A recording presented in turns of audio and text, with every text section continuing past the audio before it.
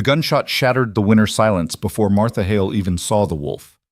Blood sprayed across fresh snow as Colt Mercer's rifle cracked a second time, dropping the predator mid-leap, 6 feet from where she stood frozen, her water bucket clattering to the frozen ground. Her husband lowered the Winchester, his breath clouding in the bitter air, and met her eyes with that same unflinching certainty he'd shown the day he chose her from a line of women everyone else had rejected. "Still think you made a mistake coming here?" he asked quietly. Martha looked at the dead wolf, then back at the man who'd seen strength in her when the whole frontier saw only an aging spinster, and felt her heart hammering not with fear, but with something fiercer. This was the life no one thought she deserved, and she'd fight hell itself to keep it. But this story doesn't start with wolves or blood. It starts with shame, with silence, and with a woman who'd learned to expect nothing at all. If you want to see how a forgotten woman became the backbone of the wildest valley in Wyoming, stay with me until the end, hit that like button, and drop a comment telling me what city you're watching from. I love seeing how far these stories travel. The train lurched to a stop with a screech of iron and a hiss of steam that rolled across the platform like fog off a winter river. Martha Hale steadied herself against the doorframe, her gloved hand gripping the worn wood as passengers pressed past her toward the exit.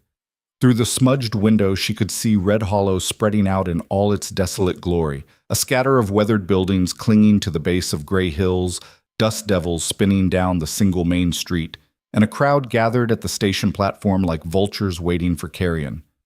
She closed her eyes and drew a long breath. This was the 7th time.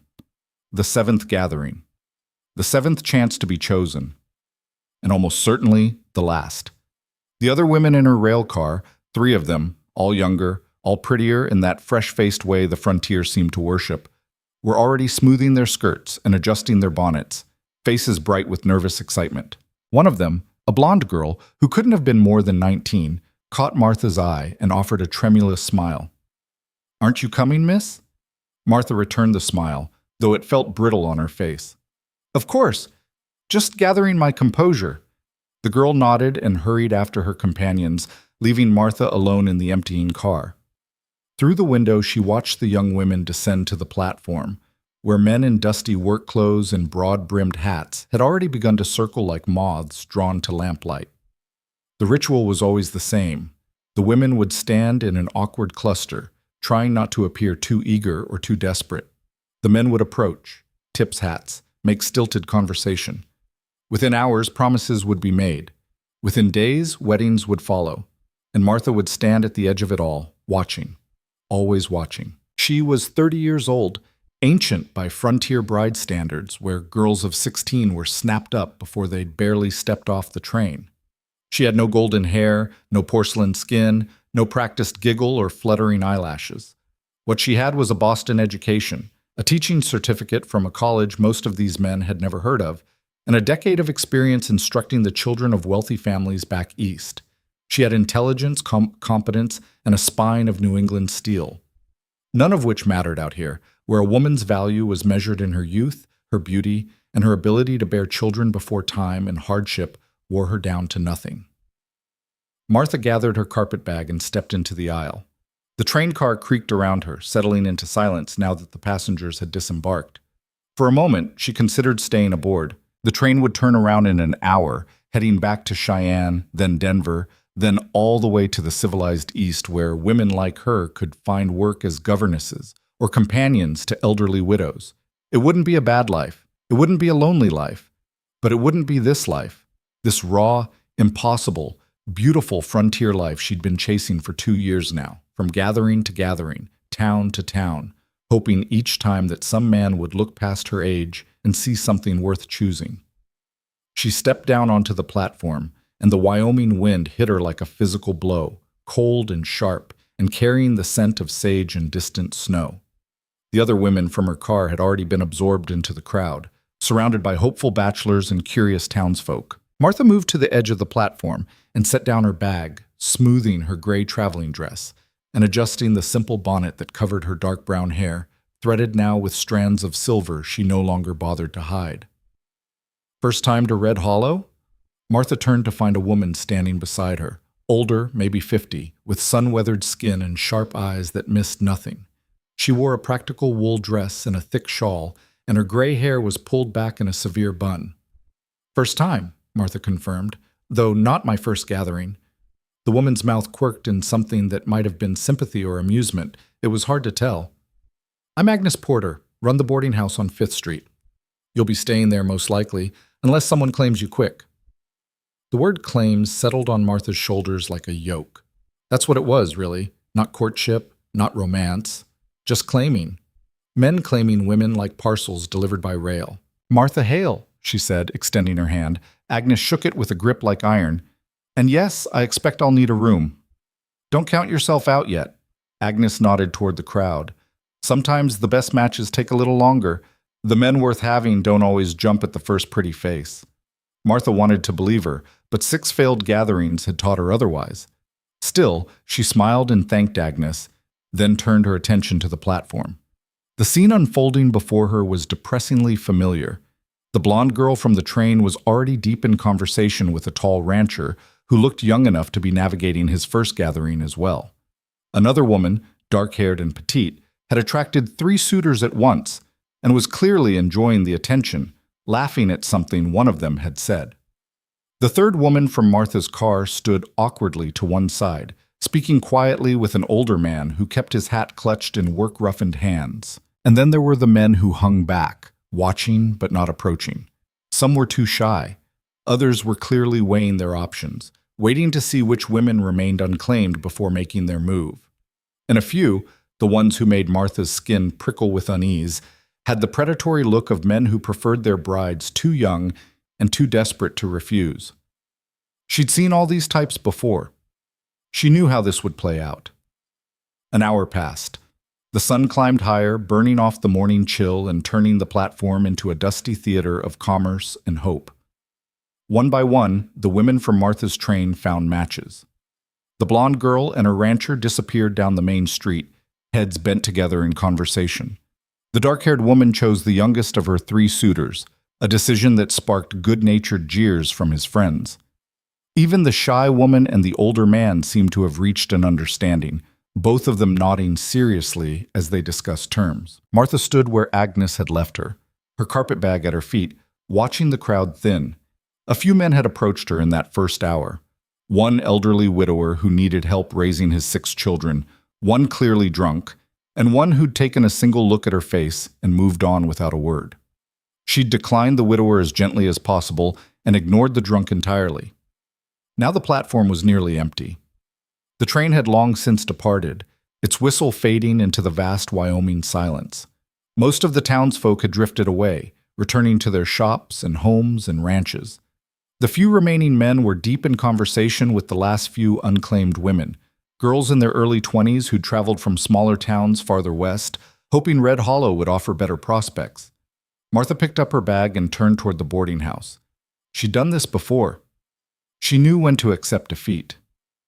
"You're the teacher." The voice came from behind her, deep and calm and utterly certain. Martha turned to find a man standing at the edge of the platform, one boot on the lowest step, his hat tipped back just enough to reveal a weathered face and eyes the color of winter sky. He wasn't young, maybe 40, though the sun and wind had carved lines around his eyes and mouth that made it hard to tell. He was tall, built like a man who worked with his hands, with broad shoulders and the kind of stillness that came from spending more time with cattle and horses than people. "I was a teacher," Martha said carefully. "Back east. Boston, I heard." He stepped fully onto the platform, moving with the easy confidence of a man who'd never doubted his right to occupy space. "Name's Colt Mercer. I run a cattle operation about 10 miles north of here." Martha had heard the name. Everyone in Red Hollow knew Colt Mercer. He'd arrived in the valley 8 years ago with nothing but a horse, a rifle, and a fierce determination to carve a life out of land that had broken harder men. Now he ran one of the most successful ranches in 3 counties. Not the biggest, but the best managed, the most profitable. He'd done it alone, without investors or family money, and the valley respected him for it. He was also known for being particular, stubborn, a man who made his own rules and followed them without apology. Mr. Mercer, Martha said, inclining her head, I'm surprised you're still here. I would have thought a man of your standing would have his pick of brides. Something flickered in his eyes. Amusement, maybe, or respect for her directness. I'm not interested in having my pick. I'm interested in finding a partner. The word hung in the air between them. Not wife, not bride. Partner. I'm 30 years old, Martha said bluntly. I'm educated, opinionated, and set in my ways. I've been to 6 gatherings before this one, and not a single man has chosen me. If you're looking for a biddable young girl who'll worship you and give you a dozen children, you should look elsewhere. Colt Mercer's mouth curved in what might have been a smile. If I wanted a biddable young girl, I'd have picked one 2 hours ago when this platform was crawling with them. I'm here because I heard there was a Boston-trained teacher on this train. A woman with enough backbone to travel west alone, enough brains to educate other people's children, and enough stubbornness to keep showing up at these gatherings even after being passed over 6 times. Martha felt something shift in her chest. Surprise, maybe, or the dangerous beginning of hope. You were waiting for me specifically? I was. He took another step closer, close enough that she could see the dust on his boots and the faint scar along his jawline. I don't need delicate. I don't need decorative. I need someone strong enough to survive winter in the high country when the temperature drops to 20 below and the nearest neighbor is 10 miles away. Someone smart enough to help me run a ranch that's growing faster than I can manage alone. Someone stubborn enough to tell me when I'm wrong and stick to her guns when she knows she's right. He paused, and his winter sky eyes locked on hers. From what I hear, that's you. Martha's heart was hammering now, hope and disbelief warring in her chest. You don't even know me. I know enough. I know you taught for the Hastings family in Boston before their youngest went off to boarding school.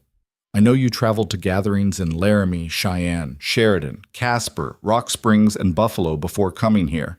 I know every time you were passed over, you got back on the train and tried again instead of giving up and going home. That tells me everything I need to know about your character. Martha stared at him. How do you know all that? I asked around. He said it like it was the most natural thing in the world. When I heard a Boston teacher was coming to this gathering, I sent word to some contacts. Found out your name, your history. Figured if you'd made it this far, you were worth meeting. It should have felt invasive. This stranger investigating her past, collecting information about her like she was a horse he was considering buying. But instead, it felt like something else. Like someone had finally looked at her and seen not a failed bride, but a person worth knowing. And if I don't meet your expectations? She asked, lifting her chin. If I'm not strong enough, or smart enough, or stubborn enough? Then I'll have wasted a trip into town. He shrugged. But I don't think that's going to be the case.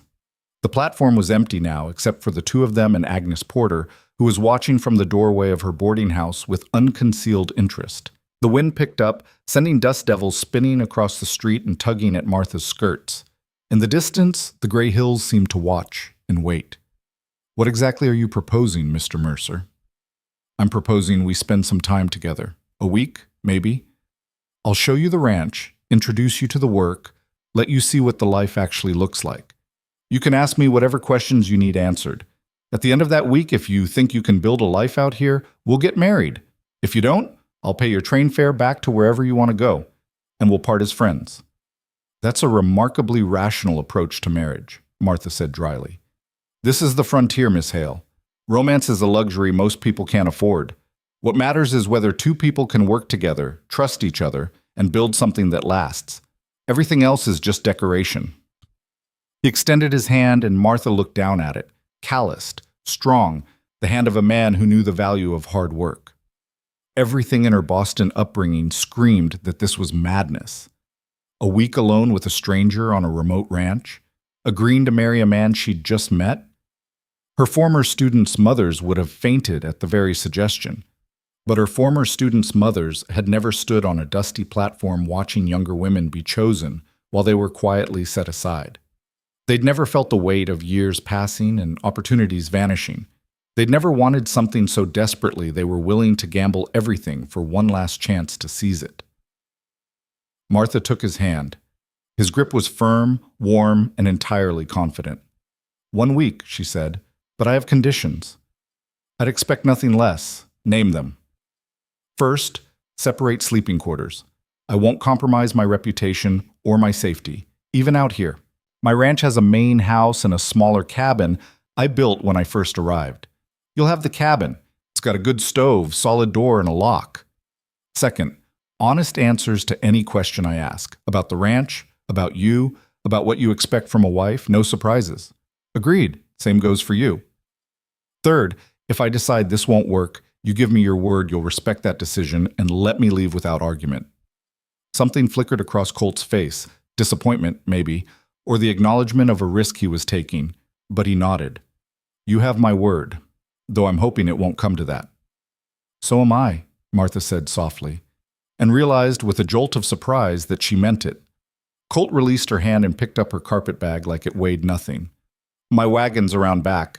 We'll pick up some supplies from the general store, then head out to the ranch. It's about 2 hours northwest, up into the hills. The road's rough, but the horses know it well enough. Martha fell into step beside him as they crossed the empty platform.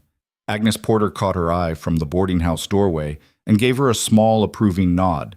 Martha nodded back, then followed Colt Mercer into the dusty street. The general store was dim and crowded, smelling of coffee and leather and the sweet tang of molasses. The proprietor, a thin man with spectacles and nervous hands, greeted Colt by name and immediately began assembling supplies without being asked. Flour, sugar, coffee, salt pork, dried beans, practical goods for a working ranch. While Colt settled the bill, Martha wandered to the back of the store, where bolts of fabric were stacked alongside ready-made dresses and work shirts. A few other women browsed nearby, their eyes sliding over Martha with the kind of casual assessment frontier towns specialized in. She ignored them and ran her hand over a bolt of sturdy blue cotton, imagining curtains for the cabin Colt had mentioned. See something you need? She turned to find Colt standing behind her, a crate of supplies balanced on one shoulder. Just looking. I'll make do with what I brought. We can afford fabric if you need it, or anything else that'll make the cabin more comfortable. Martha shook her head. Let's see how the week goes first. No point investing in curtains if I'm leaving on the next train. Colt's expression was unreadable, but he nodded and led her back outside to where a sturdy wagon waited, hitched to 2 draft horses that looked strong enough to pull a house off its foundation. He loaded the supplies with economical efficiency, then helped Martha up onto the bench seat with a courtesy that surprised her. Whatever else Colt Mercer might be, he wasn't a brute. They left Red Hollow behind as the sun reached its zenith, following a rutted track that climbed steadily into the hills. The town fell away quickly, swallowed by distance and dust, until it was just a smudge on the horizon. Around them, the land opened up, vast and empty and achingly beautiful. Rolling grasslands dotted with sage, rocky outcrops thrusting up like broken teeth, and in the distance the blue-gray mountains standing sentinel against an endless sky. It was nothing like Boston. Nothing like the tidy streets and brick buildings and carefully cultivated parks of her childhood. This was raw country, untamed and unforgiving, where nature still held the upper hand and humans were just stubborn intruders trying to carve out space to exist. Martha found it magnificent. First time in high country? Colt asked, his eyes on the road. First time this far west. I've seen the plains, but never the mountains. You'll see plenty of them from the ranch. On clear days, you can watch storms roll in from 50 miles away. In winter, the snow covers everything. Hills, valley, the whole world just goes white and quiet. Does it get lonely? The question slipped out before Martha could stop it, and she immediately regretted it. Too personal, too revealing. But Colt didn't seem bothered. Sometimes, mostly in winter when the work slows down and there's nothing to do but sit by the fire and listen to the wind. That's part of why I want a partner. Someone to talk to when the silence gets too heavy. What do you do with your time, when you're snowed in, I mean? Read, mostly. I've got maybe 40 books. Probably seems like nothing to you, coming from Boston, but it's a decent collection for out here. Poetry, history, some novels. I trade with other ranchers when I can, pick up new books when I go into Cheyenne. A man can only stare at cattle for so long before his brain starts to rot. Martha felt herself relax slightly. A man who read, a man who valued books and conversation. That was something. What kind of poetry? Whitman mostly, some Byron. Whatever I can get my hands on, really. You? Dickinson. Browning. I brought some books with me, poetry, novels, a few teaching texts in case I found work. You'll find work, Colt said with quiet certainty. There are maybe 20 children scattered across this valley, and not one of them's getting a proper education. Their parents would pay good money for a real teacher. Even if that teacher is your wife? Especially if she's my wife. Shows the community that the Mercer Ranch values education. Sets a good example. They drove in comfortable silence for a while, the wagon creaking and swaying over the rough track. The horses plodded steadily upward, their breath steaming in the thinning air. Martha watched the land change around them, grassland giving way to scrub pine, the hills growing steeper, rocky cliffs emerging from the earth like ancient monuments. There, Colt said, pointing ahead. That's the ranch. Martha followed his gesture and felt her breath catch. The valley opened up before them like a secret, a wide basin cradled between hills, with a creek running silver through its center. On the near side of the creek stood a cluster of buildings, a main house, a barn, several smaller outbuildings, corrals, and fences stretching out across the grassland. Cattle dotted the hills, dark shapes against the pale grass. And beyond it all, the mountains rose blue and distant, their peaks already dusted with early snow. It was isolated, remote, miles from the nearest neighbor. It was also the most beautiful thing Martha had ever seen. Welcome to the Mercer Ranch, Colt said quietly. 300 acres of the stubbornest land in Wyoming, and every inch of it earned the hard way. Martha couldn't speak. She just stared at the valley spread out below them, at the home Colt Mercer had built with his own hands, and felt something unfurl in her chest, something that felt dangerously like hope. The wagon descended into the valley, and as they drew closer, Martha could make out more details. The main house was simple but well built, with a stone chimney and real glass windows, luxuries on the frontier. The barn was massive, clearly designed to shelter livestock through brutal winters. The corrals were sturdy, the fences straight and solid. Everything spoke of careful planning and relentless work. And set apart from the main house, nestled against a stand of pine trees, was a smaller cabin with its own chimney and a covered porch. That's yours, Colt said, nodding toward the cabin. For the week, anyway. I built it when I first arrived, before I had the resources for the big house. It's small, but it's sound. Stove works well, roof doesn't leak, and the door has a good lock like I promised. He pulled the wagon to a stop in front of the cabin and jumped down, then came around to help Martha descend. As her feet touched the ground, a dog came bounding around the corner of the main house, a big, shaggy creature with intelligent eyes and a tail that whipped back and forth in greeting. That's Bear, Colt said as the dog circled them, sniffing at Martha with friendly curiosity. He's harmless, but he makes enough noise to scare off wolves and coyotes. Keeps him around more for the warning than the protection. Martha bent and offered her hand. Bear sniffed it thoroughly, then gave it a perfunctory lick before trotting back to Colt's side. Does he live in the house with you? Usually sleeps in the barn with the horses, but he comes and goes as he pleases. If you don't want him around the cabin, I can keep him away. I like dogs. Martha straightened and looked around the valley again, taking in the scope of it. How do you manage all this alone? I hire help during branding and roundup season. 3 or 4 men who work for a month or so, then move on. Rest of the year, it's just me. I've got the operation streamlined pretty well. Feed and water the stock, mend fences, watch for predators and sickness. In summer, I move the cattle to higher pastures. In winter, I bring them down closer to the barn where I can keep an eye on them. And you built all this yourself? The cabin, yes. The main house I had help with, traded labor with some neighbors. The barn I built over 2 years, working whenever I had time and materials. It's been 8 years of constant work, but the ranch is finally where I want it. Now I need to think about the future, about building something that'll last beyond me. He carried her carpet bag to the cabin and pushed open the door. Inside, the space was simple but clean. A single room with a narrow bed, a table and chair, a small cook stove, and shelves built into the walls. A window looked out over the valley, and a colorful rag rug covered the plank floor. It wasn't fancy, but it was solid and well made, and it felt safer than any boarding house room Martha had stayed in. I'll bring you some firewood, Colt said, setting her bag on the bed. Get the stove going so it's warm by nightfall. There's a well between here and the main house. Water's cold but clean. Outhouse is around back. If you need anything, I'm just across the yard." Martha turned to face him, this stranger who'd chosen her from a platform full of younger women, who'd investigated her past and waited specifically for her arrival. "Why me, Mr. Mercer? Really? You could have had your pick of brides, younger, prettier, more suited to frontier life. Why choose a 30-year-old Boston teacher who's never spent a day on a ranch?" Colt leaned against the doorframe, his winter sky eyes serious. "Because pretty fades and young doesn't last, but smart and stubborn are forever.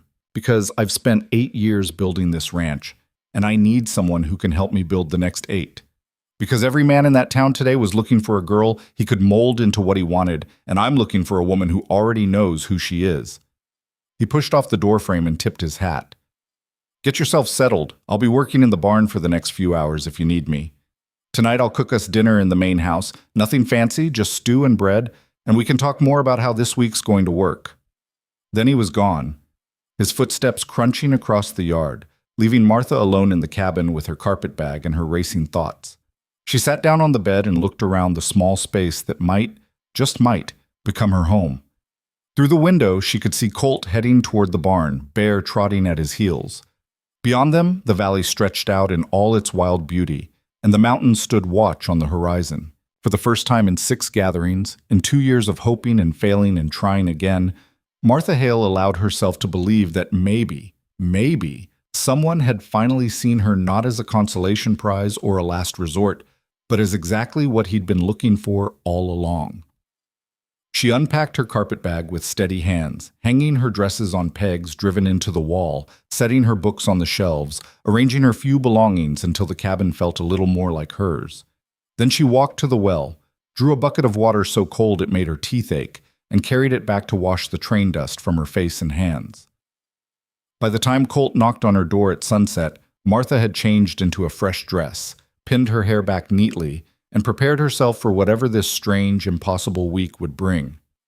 "Ready for dinner?" he asked when she opened the door. "Ready," Martha said, and meant it. The main house was warm and smelled of wood smoke and cooking meat. Colt had indeed made stew, beef and potatoes and carrots simmering in a pot over the fire, with fresh bread still warm from the oven.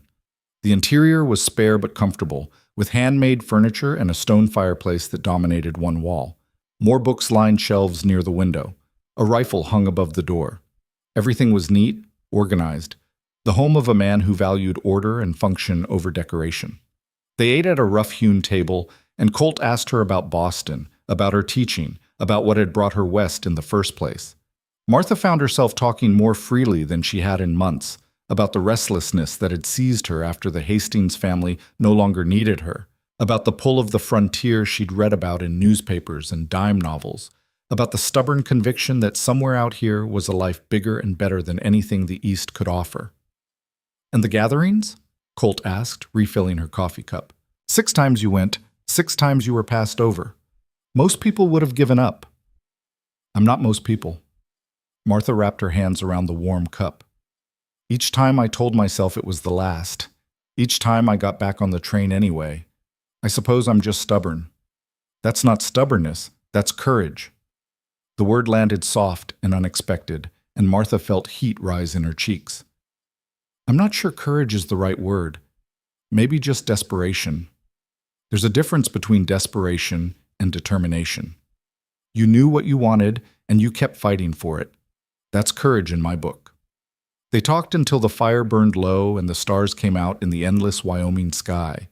Colt told her about building the ranch, about the hard winters and the near disasters, cattle lost to wolves, a barn roof that collapsed under snow, a drought that nearly broke him in his 3rd year. But he told it without self-pity, just the matter-of-fact recitation of a man who'd faced obstacles and overcome them through sheer stubborn will. By the time Martha returned to the cabin, her head was full of new information, and her heart was full of something she was afraid to name. She lit a candle, banked the fire in the stove, and climbed into the narrow bed, listening to the night sounds of the ranch.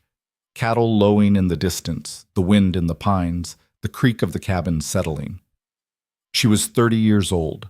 She'd been rejected 6 times. She'd traveled hundreds of miles on faith alone.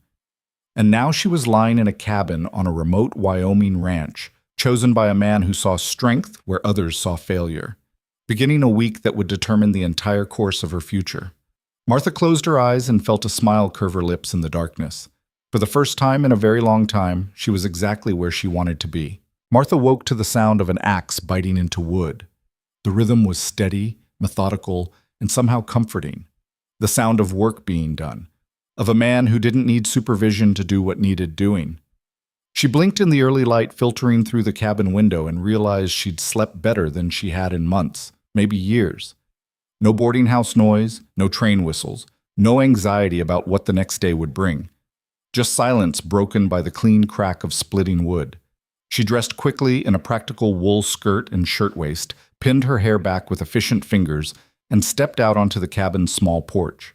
The morning air was sharp enough to make her gasp, carrying the scent of pine and sage, and something else she couldn't quite name, maybe just the smell of space, of land that stretched on forever without buildings or streets or the press of other people. Colt was behind the main house, his back to her, working through a pile of logs with the kind of easy strength that came from years of physical labor.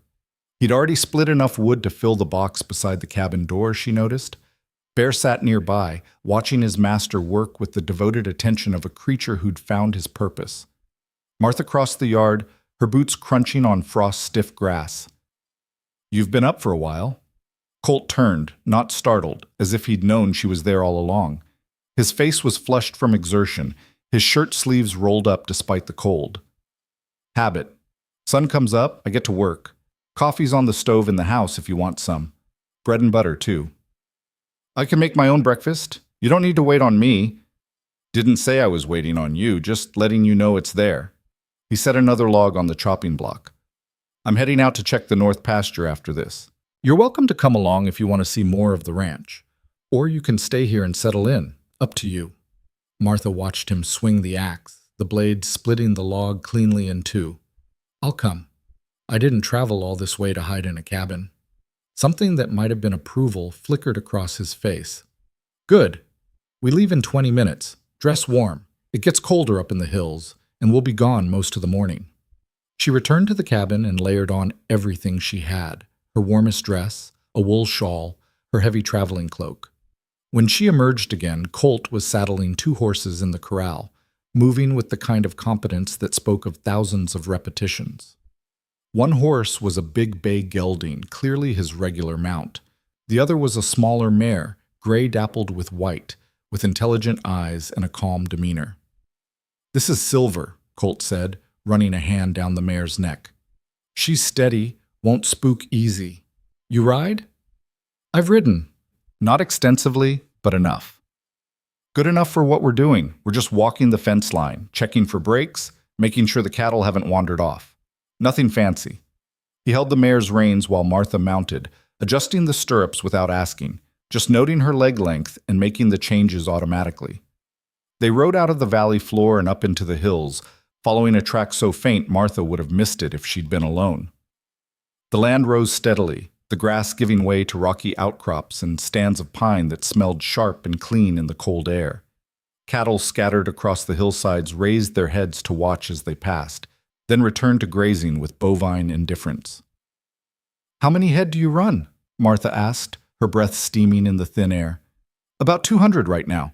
I could expand to 400 if I had the help. The land can support it, plenty of grass, good water from the creek, but managing that many alone is asking for trouble. Lose track of them, miss signs of sickness, can't respond fast enough when predators show up." "What kind of predators?" "Wolves, mostly. Some coyotes, though they usually stick to smaller prey. Had a mountain lion take a calf last spring, but I tracked it back to its den and persuaded it to hunt elsewhere." He said it matter-of-factly, the way another man might discuss chasing off a stray dog. They rode in silence for a while, the only sounds the creak of saddle leather and the horse's steady breathing. Martha found herself watching the way Colt moved with the horse, the easy partnership between man and animal. Everything about him spoke of competence, of a man who'd found his place in the world and settled into it completely.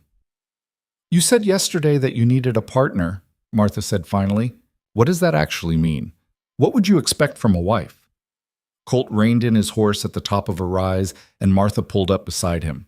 Below them, the valley spread out in all its raw beauty, the ranch buildings small in the distance, the creek winding silver through the grassland, the mountain standing sentinel beyond. "I'd expect what any man expects," Colt said. "Someone to share the work, the decisions, the life. Someone to talk to at the end of the day.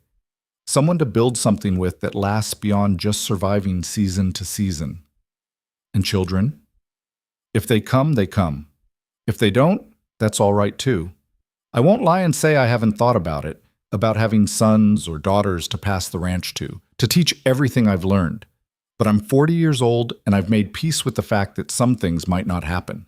What I can't make peace with is spending the rest of my life alone when I don't have to." Martha studied his profile, the lines carved by sun and wind, the quiet strength in the set of his shoulders. "You could have found someone years ago. Why wait until now?" "Because I was busy building something worth sharing, and because I wanted to choose carefully. This valley is full of men who grab the first woman who'd have them, and half those marriages are miserable. The wives are lonely, the husbands are frustrated, and they're all just grinding through the years waiting for something better that's never going to come." He turned to look at her directly. "I didn't want that. I wanted someone I could actually talk to, someone who'd be here because she chose it, not because she had no other options." "I had other options," Martha said quietly. "I could have stayed in Boston, found work as a governess, a companion. It wouldn't have been a bad life. But it wouldn't have been this life. No, it wouldn't have been this." They sat on their horses on that high ridge, looking down at the valley that might become Martha's home, and something passed between them. Not love, not yet, but recognition. An acknowledgement that they were both gambling on something neither of them fully understood, both hoping the other would turn out to be exactly what they needed. "Come on," Colt said finally, nudging his horse forward. "I want to show you something." They followed the ridgeline north, climbing higher until the air grew thin enough to make Martha slightly dizzy. The fence line ran along the ridge, posts driven into rocky soil, wires strung tight between them. Colt dismounted periodically to check the tension, test the posts, look for signs of damage. At one point, he pulled tools from his saddlebag and repaired a section where the wire had come loose, working quickly with hands that knew exactly what to do. "You do all this maintenance yourself?" Martha asked, watching him work. "Most of it. The fence line runs maybe 15 miles total, circling the whole property. I ride it every few weeks, fix what needs fixing. Can't afford to let it go. Cattle get out, they can be halfway to Montana before you notice. 15 miles of fence, built by hand. Over 3 years, yes. Some days I managed a few hundred yards, some days just a few feet. But you keep at it, and eventually it gets done." He finished the repair and straightened, testing his work with a sharp tug. "That's the secret to the frontier. You don't have to do everything at once. You just have to keep doing something every single day." They rode on, and Martha found herself filing away everything she observed. The way Colt read the land, noting things she would have missed, a patch of disturbed earth where cattle had been digging for water, tracks in the soft ground that told him exactly which animals had passed and when. The way he moved through this harsh country with total confidence, never lost, never uncertain. This was his kingdom, carved from wilderness through relentless effort, and he ruled it with quiet competence. Around midday, they reached the northernmost boundary of the ranch, where the fence met a sheer rock face that climbed straight up into pine forest. Colt dismounted and helped Martha down, then led her to a narrow trail that switchbacked up the cliff face. "Watch your footing," he said. "It's steep, but the view's worth it." They climbed in silence, Martha's breath coming hard in the thin air, her legs burning from the effort. Just when she thought she couldn't go any farther, the trail leveled out onto a broad meadow, hidden from below by the cliff face, carpeted with late-season grass and wildflowers that hadn't yet surrendered to frost. And the view, Martha's breath caught in her throat. From this height, she could see the entire valley spread out below like a map. The ranch buildings were tiny, the creek a silver thread, the cattle mere dots on the hillsides. Beyond the valley, more ranges rolled away to the horizon, blue and hazy with distance. And to the west, the mountains rose in wave after wave, their peaks sharp against an impossibly blue sky. "This is the high meadow," Colt said, coming to stand beside her. In summer, the grass grows waist high. I bring the cattle up here for a few weeks when it's hottest down below, but mostly I come here to think, to remember why I'm doing all this. Martha turned in a slow circle, taking in the vast sweep of land and sky. It's overwhelming, beautiful and terrifying at the same time. That's the frontier. Beautiful enough to break your heart, harsh enough to kill you if you're not careful. The trick is respecting both sides of it, appreciating the beauty without forgetting the danger. They sat on a sun-warm boulder at the edge of the meadow, sharing the bread and cheese Colt had brought in his saddlebag. Below them, a hawk circled on thermal currents, riding the wind with effortless grace. The silence was absolute, broken only by the whisper of wind through grass and the distant call of a crow. "Tell me about the worst day you've had out here," Martha said. "I need to know what I'm getting into." Colt was quiet for a long moment, his eyes on the distant mountains. Third winter, February, maybe early March. Temperature dropped to 30 below, and it stayed there for 2 weeks. I was running low on firewood and feed for the cattle. Lost 12 head in 3 days, found them frozen stiff in the morning, couldn't do a damn thing to save them. The well froze. The creek froze. I had to melt snow for water, and there were days I wasn't sure if I'd make it through to spring. He paused, his jaw tight with the memory. That was when I understood what alone really meant. Not solitude, actual isolation. Knowing that if something went wrong, if I got sick or hurt or just couldn't keep going, there was nobody coming. Nobody who'd even know I was in trouble until spring thaw when the neighbors came by and found my frozen corpse. Martha felt a chill that had nothing to do with the wind. "But you stayed." I stayed, because leaving would have meant admitting defeat, and I'd worked too hard to build this place. So I burned furniture for firewood, shot rabbits, and ate them half raw because I couldn't spare the fuel to cook them properly. Talked to the horses and the dog just to hear a voice, even if it was my own. And I survived. He looked at her directly. "That's the reality of this life, Miss Hale. Beautiful meadows and stunning views, yes, but also brutal winters and loneliness that goes bone deep. I need you to understand that before you make any decisions." "I understand," Martha said, and then because she needed to know, would it have been easier with a partner, someone to share the burden? Easier? Colt considered. Maybe, maybe not. Wrong partner would have made it worse. Someone who needed comforting when I barely had the strength to keep myself going. Someone who'd panic when things got bad. He met her eyes. But the right partner? Someone who could shoulder half the load, keep their head when everything went to hell, find solutions instead of falling apart? Yes, that would have made all the difference. And you think I'm that person? I think you might be. You've got that Boston spine, the kind that won't bend even when it should. You've survived 6 rejections and kept coming back. That takes a particular kind of strength. Whether it's the right kind for this valley, that's what this week is for. They sat in silence, and Martha felt the weight of the decision ahead of her settling onto her shoulders like a physical thing. This wasn't romance. This wasn't even courtship in any traditional sense.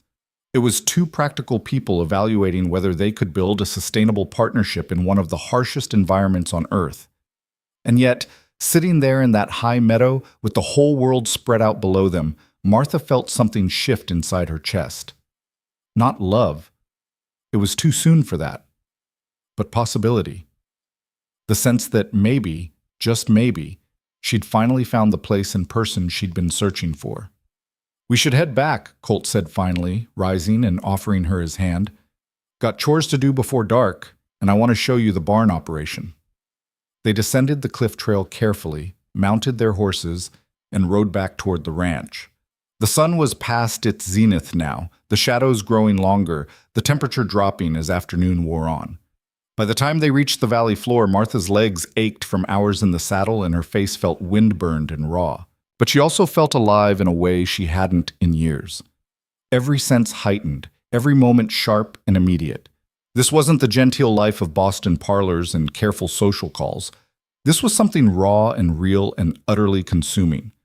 Colt showed her the barn, explaining his system for feeding and watering the stock, the careful records he kept of each animal's health and breeding. He showed her the tack room with its neat rows of saddles and bridles, the grain storage carefully protected from rodents, the hayloft stacked with fodder for winter. Every detail spoke of meticulous planning and hard-won experience.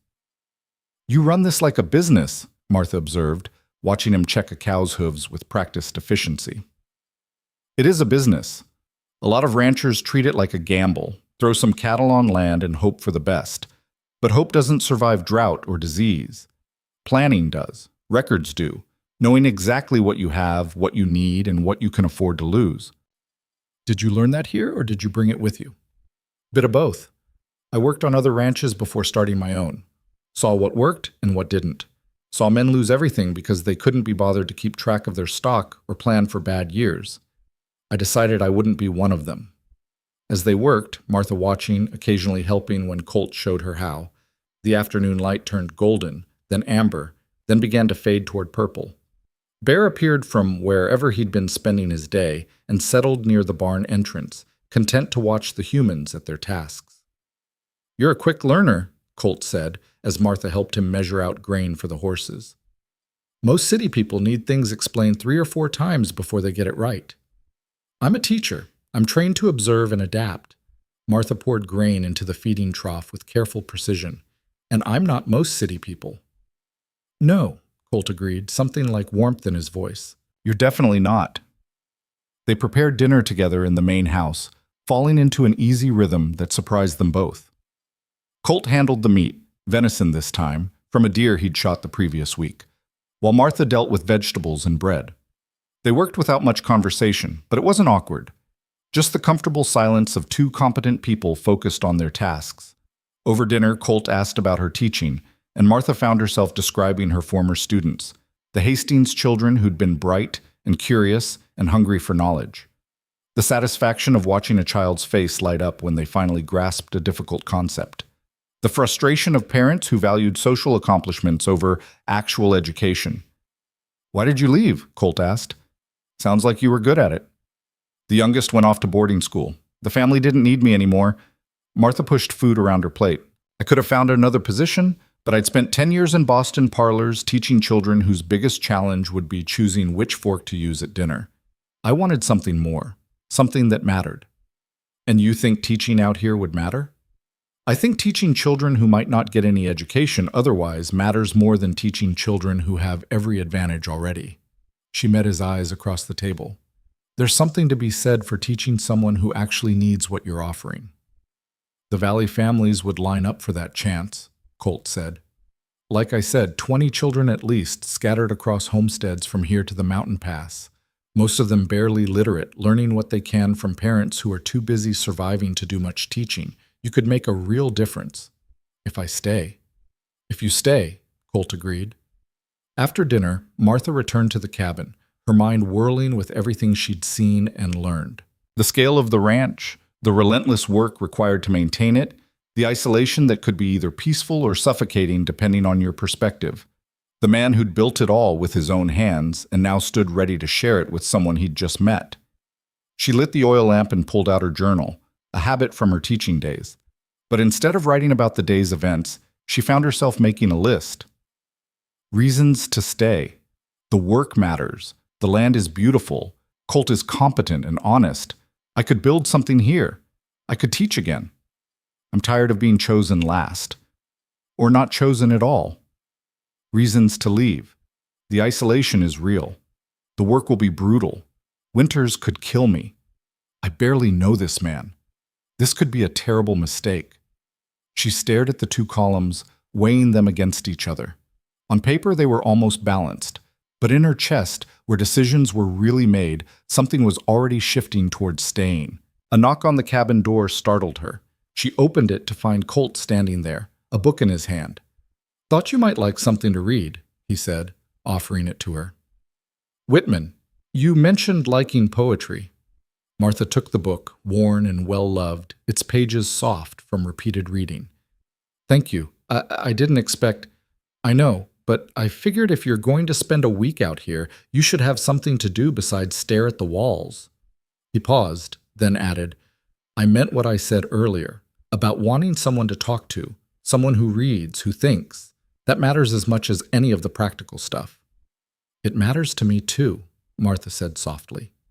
Colt nodded, then tipped his hat and headed back toward the main house. Martha watched him go, then closed the door and sat down with the book. She opened it at random and read, "I exist as I am, that is enough. If no other in the world be aware, I sit content. And if each and all be aware, I sit content." She read the lines again, feeling them settle into her bones. Exist as I am, that is enough. For so long, she'd felt like she needed to be something other than what she was. Younger, prettier, more accommodating. And for so long, men had looked at her and found her lacking. But Colt Mercer had looked at her and seen exactly what he wanted. The next 3 days fell into a pattern. Colt woke before dawn and worked through the morning, mending fences, tending cattle, chopping wood, the endless tasks required to keep a ranch running. Martha rose with him, made her own breakfast, then joined him for whatever work he'd planned for the day. He taught her to recognize signs of cattle sickness, to spot weak points in fencing, to read the weather by watching the mountains. She absorbed it all with the quick mind that had made her an excellent teacher, asking questions, making connections, proving herself capable. In the afternoons, they'd return to the ranch for dinner, then spend the evening talking. Colt told her about his life before Wyoming, growing up on a small farm in Missouri, losing his parents to fever, drifting west with nothing but his horse and rifle, determined to build something of his own. Martha told him about Boston, about the stifling social expectations, about the growing conviction that she was meant for something bigger than hosting tea parties and discussing the weather. On the fourth morning, they rode out to check the south pasture and found trouble. 3 cows were missing, and the fence line showed clear signs of damage, wires cut cleanly, not broken by weather or animal impact. "Rustlers," Colt said grimly, examining the cut wire. "Damn it, I was afraid of this." "Does it happen often?" Martha asked, her heart pounding. "Often enough. There are men in these hills who'd rather steal cattle than raise their own. Most ranchers lose a few head every year." He stood scanning the hills with hard eyes. "But they usually don't hit the same ranch twice.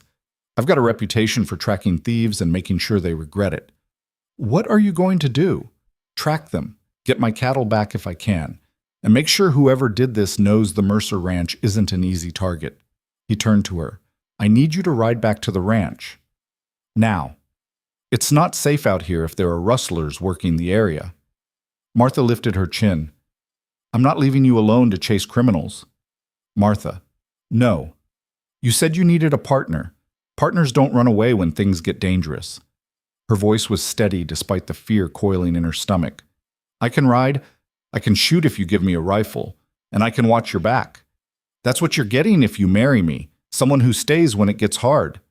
Colt stared at her for a long moment, and Martha saw the conflict in his face, the urge to protect her warring with respect for her courage.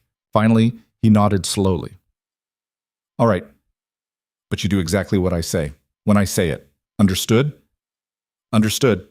He pulled his rifle from its saddle holster and checked it methodically, then retrieved a second rifle from his pack and handed it to Martha. "You know how to use this?" "My father taught me to shoot when I was 12. I'm not an expert, but I won't accidentally kill us." "Good enough." Colt studied the ground, reading the story written in disturbed earth and broken grass. 3 men, maybe 4, driving the cattle south toward the canyon country. They've got maybe 3 hours on us. They rode hard, following the trail left by stolen cattle and careless rustlers. The sun climbed higher, beating down despite the autumn chill.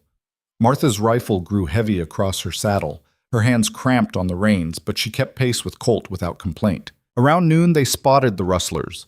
4 men driving 3 cows through a narrow canyon, moving with the casual confidence of criminals who didn't expect to be caught. Colt reined in behind a rock outcrop and pulled Martha down beside him. "Here's what's going to happen," he said quietly, his eyes never leaving the rustlers. "I'm going to ride down there and give them one chance to return my cattle peacefully. They won't take it. When shooting starts, you stay behind this rock and keep anyone from flanking us. You don't have to hit them. Just make noise. Keep them pinned down. Can you do that?" Martha's mouth was dry, her heart hammering, but she nodded. "Yes." Colt squeezed her shoulder once, a brief touch of reassurance, then mounted his horse and rode out into the open. What followed happened so fast Martha barely had time to process it. Colt's voice rang out across the canyon, hard as iron, demanding the return of his property. The rustlers went for their guns. Colt's rifle cracked once, twice, and one man went down screaming, clutching his leg. The others scattered for cover, and suddenly bullets were ricocheting off rocks, the canyon filling with the sharp crack of gunfire and the smell of powder smoke. Martha forced herself to focus, to remember what her father had taught her. Breathe, aim, squeeze, don't pull. She fired at a man trying to work his way up the canyon wall, and whether she hit him or just scared him, she didn't know, but he dropped back down and stayed put. The fight lasted maybe 5 minutes, but felt like hours. When the smoke cleared, one rustler was wounded, 2 had their hands up in surrender, and the 4th was running flat out toward his horse. Colt let him go, keeping his rifle trained on the surrendering men. "Martha," he called, not taking his eyes off the rustlers. "You all right?" "I'm fine," she called back, surprised to find it was true. Her hands were shaking, her ears ringing from the gunfire, but she was unhurt. "Come on down. Keep your rifle ready." She descended from the rocks on legs that felt like water, joining Colt as he forced the rustlers to rope their wounded companion onto his horse. The man whose leg Colt had shot was pale and sweating, but the wound wasn't fatal. Deliberately so, Martha realized. Colt had been aiming to disable, not kill. "You boys are going to ride to Red Hollow and turn yourselves in to the sheriff," Colt said, his voice flat and cold. "You're going to tell him you tried to rustle from the Mercer Ranch, and you're going to accept whatever punishment he decides. Because if I see any of you on my land again, I won't be aiming for legs. We clear?" The men nodded, ashen-faced, and rode off with their wounded companion between them. Colt watched until they disappeared from sight, then lowered his rifle and turned to Martha. "You did good," he said simply. Martha looked at him. This man who'd just fought off 4 armed criminals with clinical precision, who taught her to read fence lines and weather patterns, who'd waited specifically for her at a bride gathering because he thought she was strong enough for this life. "So did you," she said. They recovered the stolen cattle and drove them back toward the ranch, the afternoon sun warm on their backs. Neither of them spoke much, both processing what had just happened.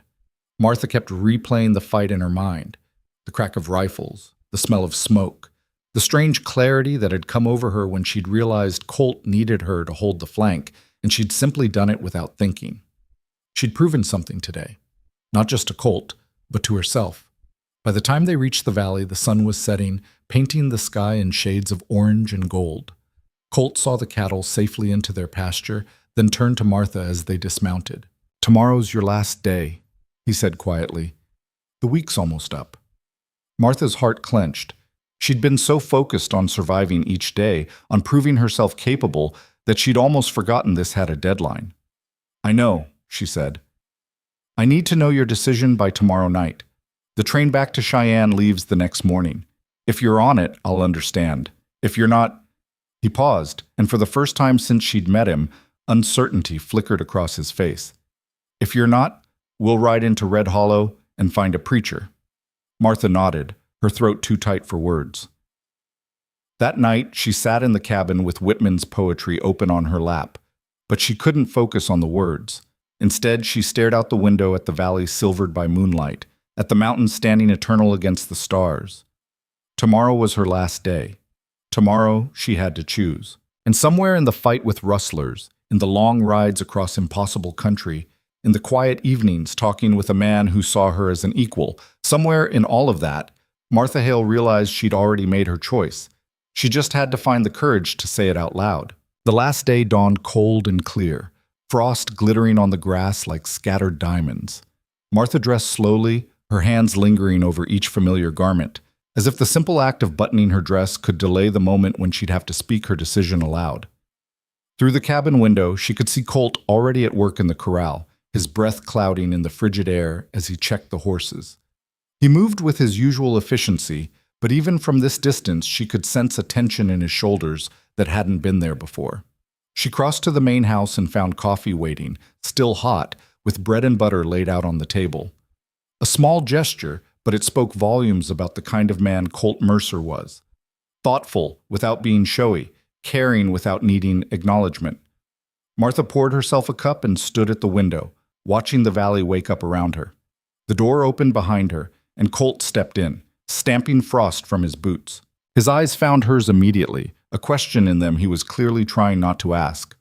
"Morning," he said, his voice carefully neutral. "Morning."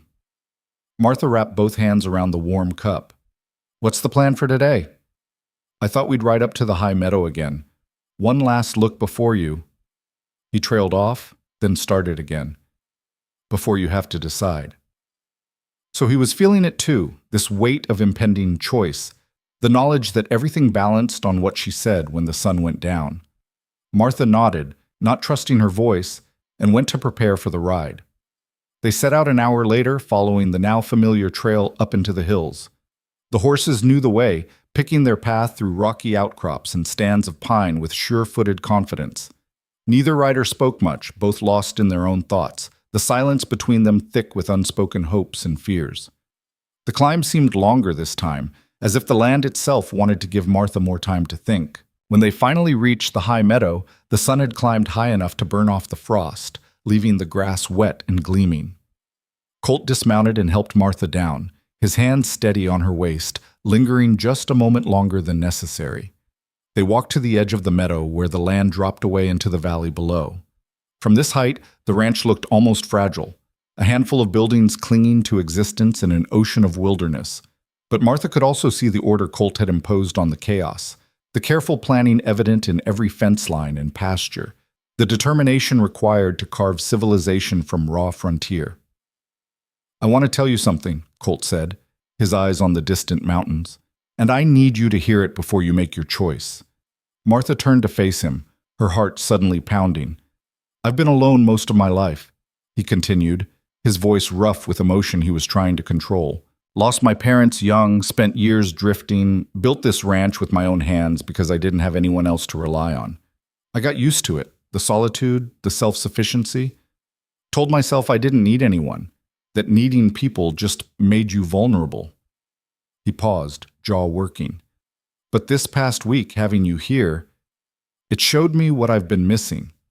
Not just help with the work, though that matters, but having someone to share the sunsets with, someone who understands why this valley is worth fighting for, someone who looks at me and sees a partner instead of a meal ticket or a last resort." He finally met her eyes, and the vulnerability there took her breath away. "I know we barely know each other. I know this whole arrangement is crazy by any reasonable standard. But Martha, if you stay, I promise you this. I will spend every day trying to be worthy of the choice you made. I will respect your mind, your opinions, your independence. I will build a life with you, not just expect you to fit into mine. And I will never, ever make you regret taking a chance on a stubborn rancher who didn't have sense enough to choose you sooner." Martha felt tears prickling at her eyes, hot against her cold cheeks. "Colt, let me finish." His hands found hers, calloused and strong and trembling slightly. "I'm not asking you to love me. Not yet. I know that takes time, but I'm asking you to trust me. Trust that what we could build together is worth the risk, worth the isolation and the hard winters and all the challenges this life will throw at us." His grip tightened. "Because I've never been more certain of anything than I am that you belong here, in this valley, on this ranch, with me." The words hung in the cold air between them, raw and honest and terrifying in their sincerity. Martha looked at this man who'd waited specifically for her, who'd seen strength where others saw failure, who'd given her a week to evaluate him as carefully as he'd evaluated her. She thought about the life waiting back east, safe, predictable, slowly suffocating in its genteel constraints. And then she thought about the life spread out before her in this wild valley, uncertain, demanding, alive with possibility. "I need to tell you something too," she said, her voice steady despite the emotion churning in her chest. "I came west because I was running away from a life that felt too small. Every gathering I attended, every rejection I endured, I told myself it was fine, that I just needed to find the right place, the right person. But the truth is, I was starting to believe that maybe I was the problem, that maybe I was too old, too educated, too stubborn for anyone to want." She squeezed his hands, drawing strength from the contact. "And then you walked onto that platform and saw everything everyone else had overlooked. You investigated my history, waited specifically for me, and offered me a partnership instead of just a marriage. You treated my mind as valuable as my labor. You gave me a loaded rifle and trusted me to watch your back against rustlers. You showed me respect I haven't felt since I left Boston. Maybe longer. Martha's voice caught, but she pushed through. I'm terrified, Colt. Terrified of the isolation, of failing at ranch work, of discovering I'm not strong enough for this life. But I'm more terrified of getting on that train tomorrow and spending the rest of my life wondering what might have happened if I'd been brave enough to stay. She took a shaky breath. So yes. Yes, I'll stay. Yes, I'll marry you. Yes, I'll build this life with you, even though it scares me half to death. Because you're right.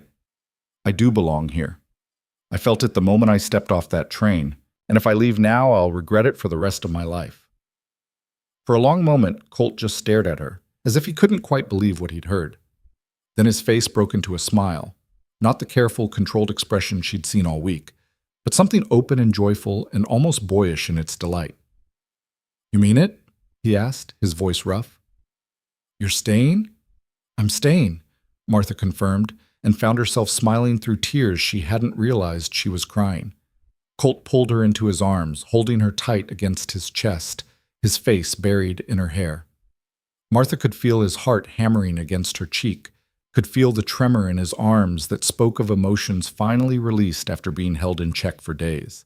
She wrapped her arms around him and held on, letting herself feel the relief and terror and hope all tangled together.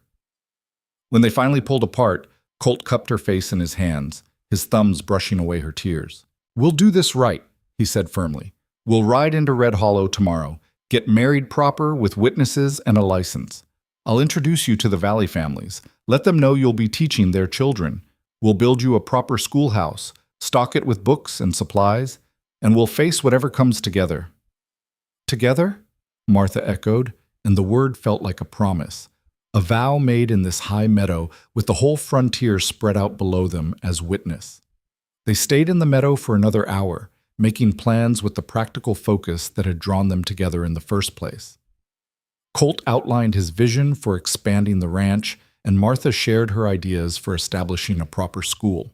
They discussed logistics, where the schoolhouse should be built, how to reach the scattered homesteads, what supplies they'd need ordered from the east. It was the most romantic conversation Martha had ever had, precisely because it was about building something real instead of just trading pretty words. When they finally rode back down to the valley, the sun was past its zenith, shadows lengthening across the grass. But the world looked different to Martha now, not a place she was visiting, but home. Her home. The realization settled into her bones with a rightness she'd never felt anywhere else.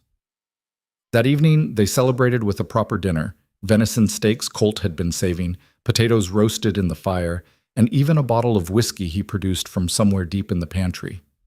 They ate slowly, savoring the food and each other's company, talking late into the night about everything and nothing, plans for the ranch, stories from their pasts, dreams for the future. My mother would have liked you, Colt said at one point, his eyes distant with memory. She was stubborn, too. Used to tell my father that a woman who couldn't speak her mind wasn't worth having around.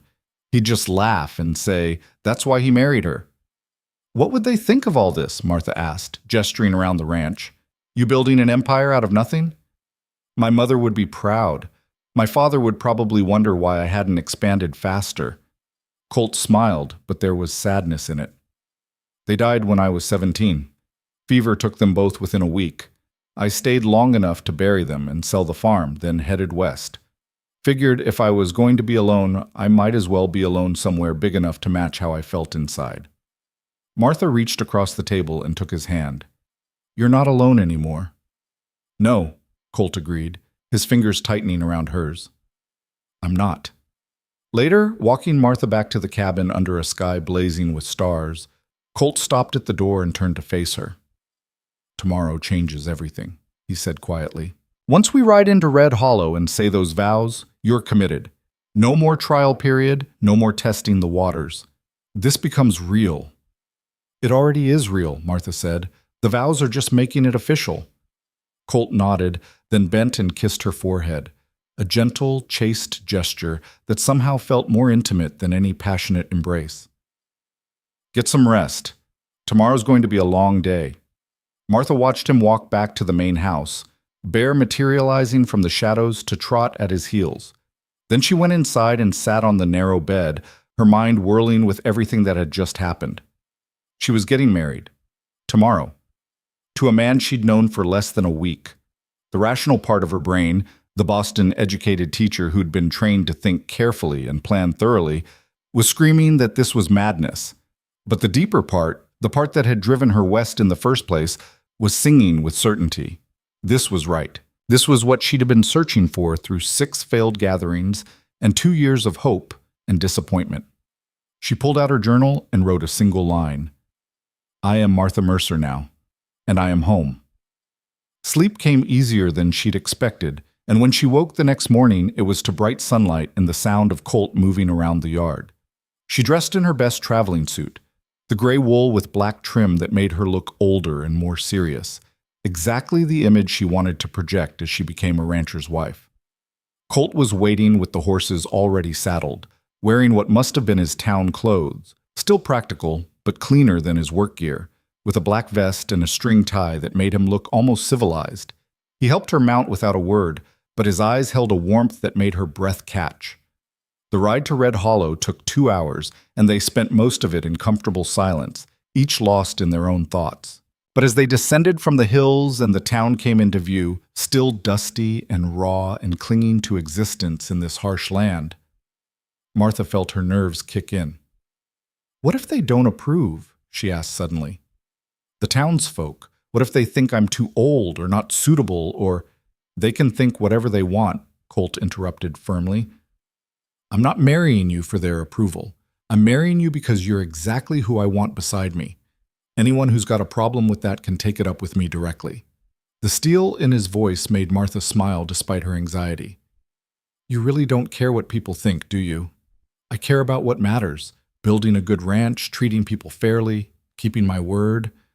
I don't care about gossip or social standing or living up to other people's expectations. He glanced at her. That bother you? No, Martha said honestly. That's one of the things I like most about you. They rode down Red Hollow's main street, and Martha saw curtains twitching, faces appearing in windows. News traveled fast in frontier towns, and apparently word had already spread that Colt Mercer was in town with the Boston teacher who'd arrived on last week's train. By the time they reached the small church at the end of the street, a small crowd had gathered, curious, judgmental, or genuinely well-wishing. It was hard to tell. The preacher was a thin man with kind eyes and a worn Bible, and he greeted them at the church door with a smile that seemed genuine. Mr. Mercer, and this must be Miss Hale. I heard you two had been getting acquainted. We have, Colt said. And we'd like to get married. Today, if you can manage it. The preacher's eyebrows rose. That's rather sudden. We're frontier people, Martha said, finding her voice. Sudden is relative. The preacher laughed at that, a warm sound that eased some of Martha's tension. Fair enough. Do you have witnesses? Right here, called a voice from behind them, and Martha turned to find Agnes Porter approaching, along with the proprietor from the general store and his wife. Agnes winked at Martha. Told you the best matches take a little longer. Glad to see I was right. The ceremony itself was brief. No flowers, no music, just a few simple words spoken in a dusty church, while a handful of witnesses looked on. But when Colt took Martha's hand and promised to honor and respect her, to be her partner in all things, to build a life worthy of them both, when she heard the sincerity in his voice and saw the certainty in his eyes, Martha felt something shift fundamentally in her chest. This wasn't a fairy tale. This was better. This was real. When the preacher pronounced them married, Colt kissed her, quick and firm, and somehow exactly right. The witnesses clapped, and Agnes hugged Martha fiercely, whispering, You chose well, girl. He's one of the good ones. They signed the marriage license with hands that trembled only slightly, making it official in the eyes of the law and the community. Then Colt surprised Martha by leading her to the general store and buying supplies. Not just practical ranch goods, but fabric for curtains, books for her teaching, a set of dishes painted with blue flowers that he said reminded him of her eyes. You don't have to do this, Martha protested as the pile of purchases grew. I know you don't need it, Colt interrupted, but you deserve it. You just agreed to spend your life on a remote ranch with a stubborn man who talks more to cattle than people. The least I can do is make sure you have things that make you happy. Word of their marriage spread through Red Hollow like wildfire, and by the time they were ready to leave, a small crowd had gathered to see them off. Some faces were friendly, others skeptical, a few openly hostile. Particularly some of the younger men who'd clearly thought the Boston teacher would be an easier conquest than she'd proven to be. But there were also families, rough-handed ranchers and their weather-worn wives, children peeking shyly from behind their parents' legs, who approached with genuine warmth. A woman named Sarah Fletcher, whose homestead was apparently about 8 miles east of the Mercer Ranch, pulled Martha aside. "I heard you're a real teacher," she said, her voice eager. "From Boston, with certificates and everything." "I am," Martha confirmed.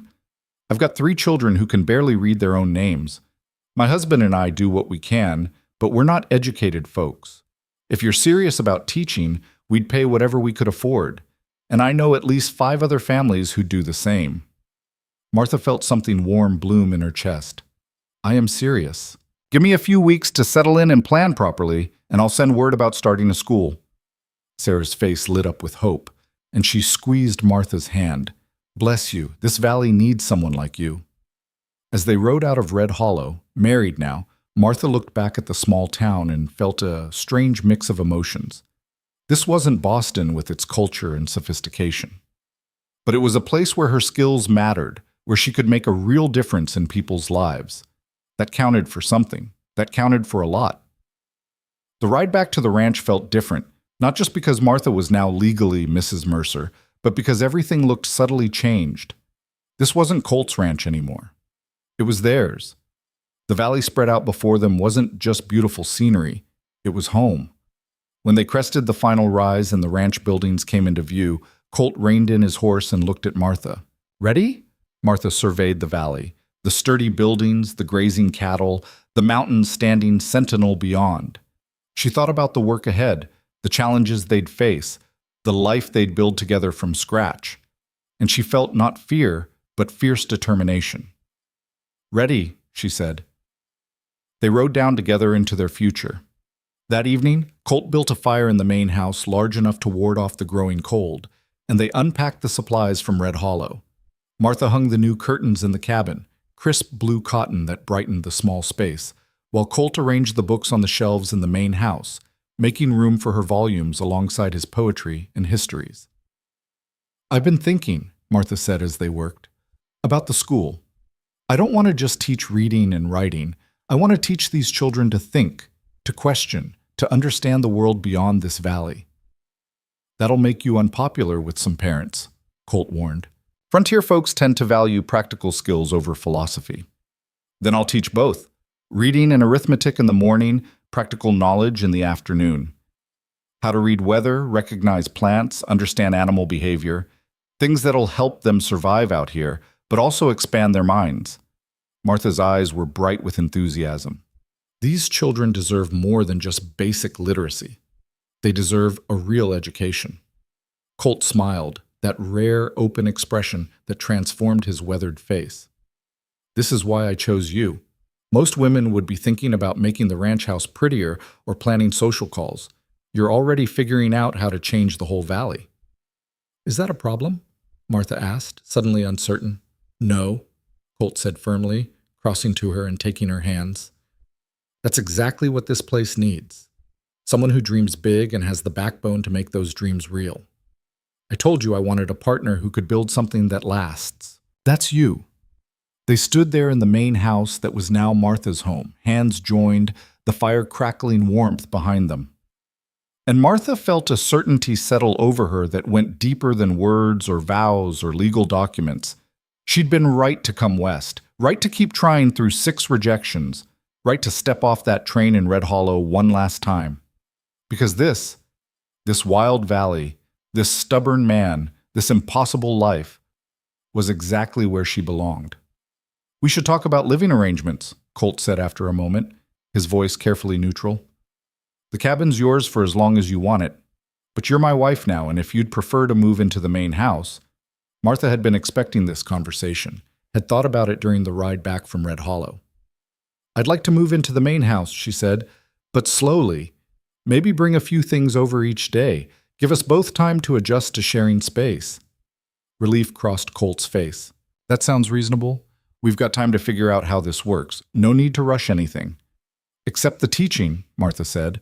I want to start planning that right away. Visit the families, assess the children's skill levels, figure out what supplies we need. I'll take you around to the homesteads next week.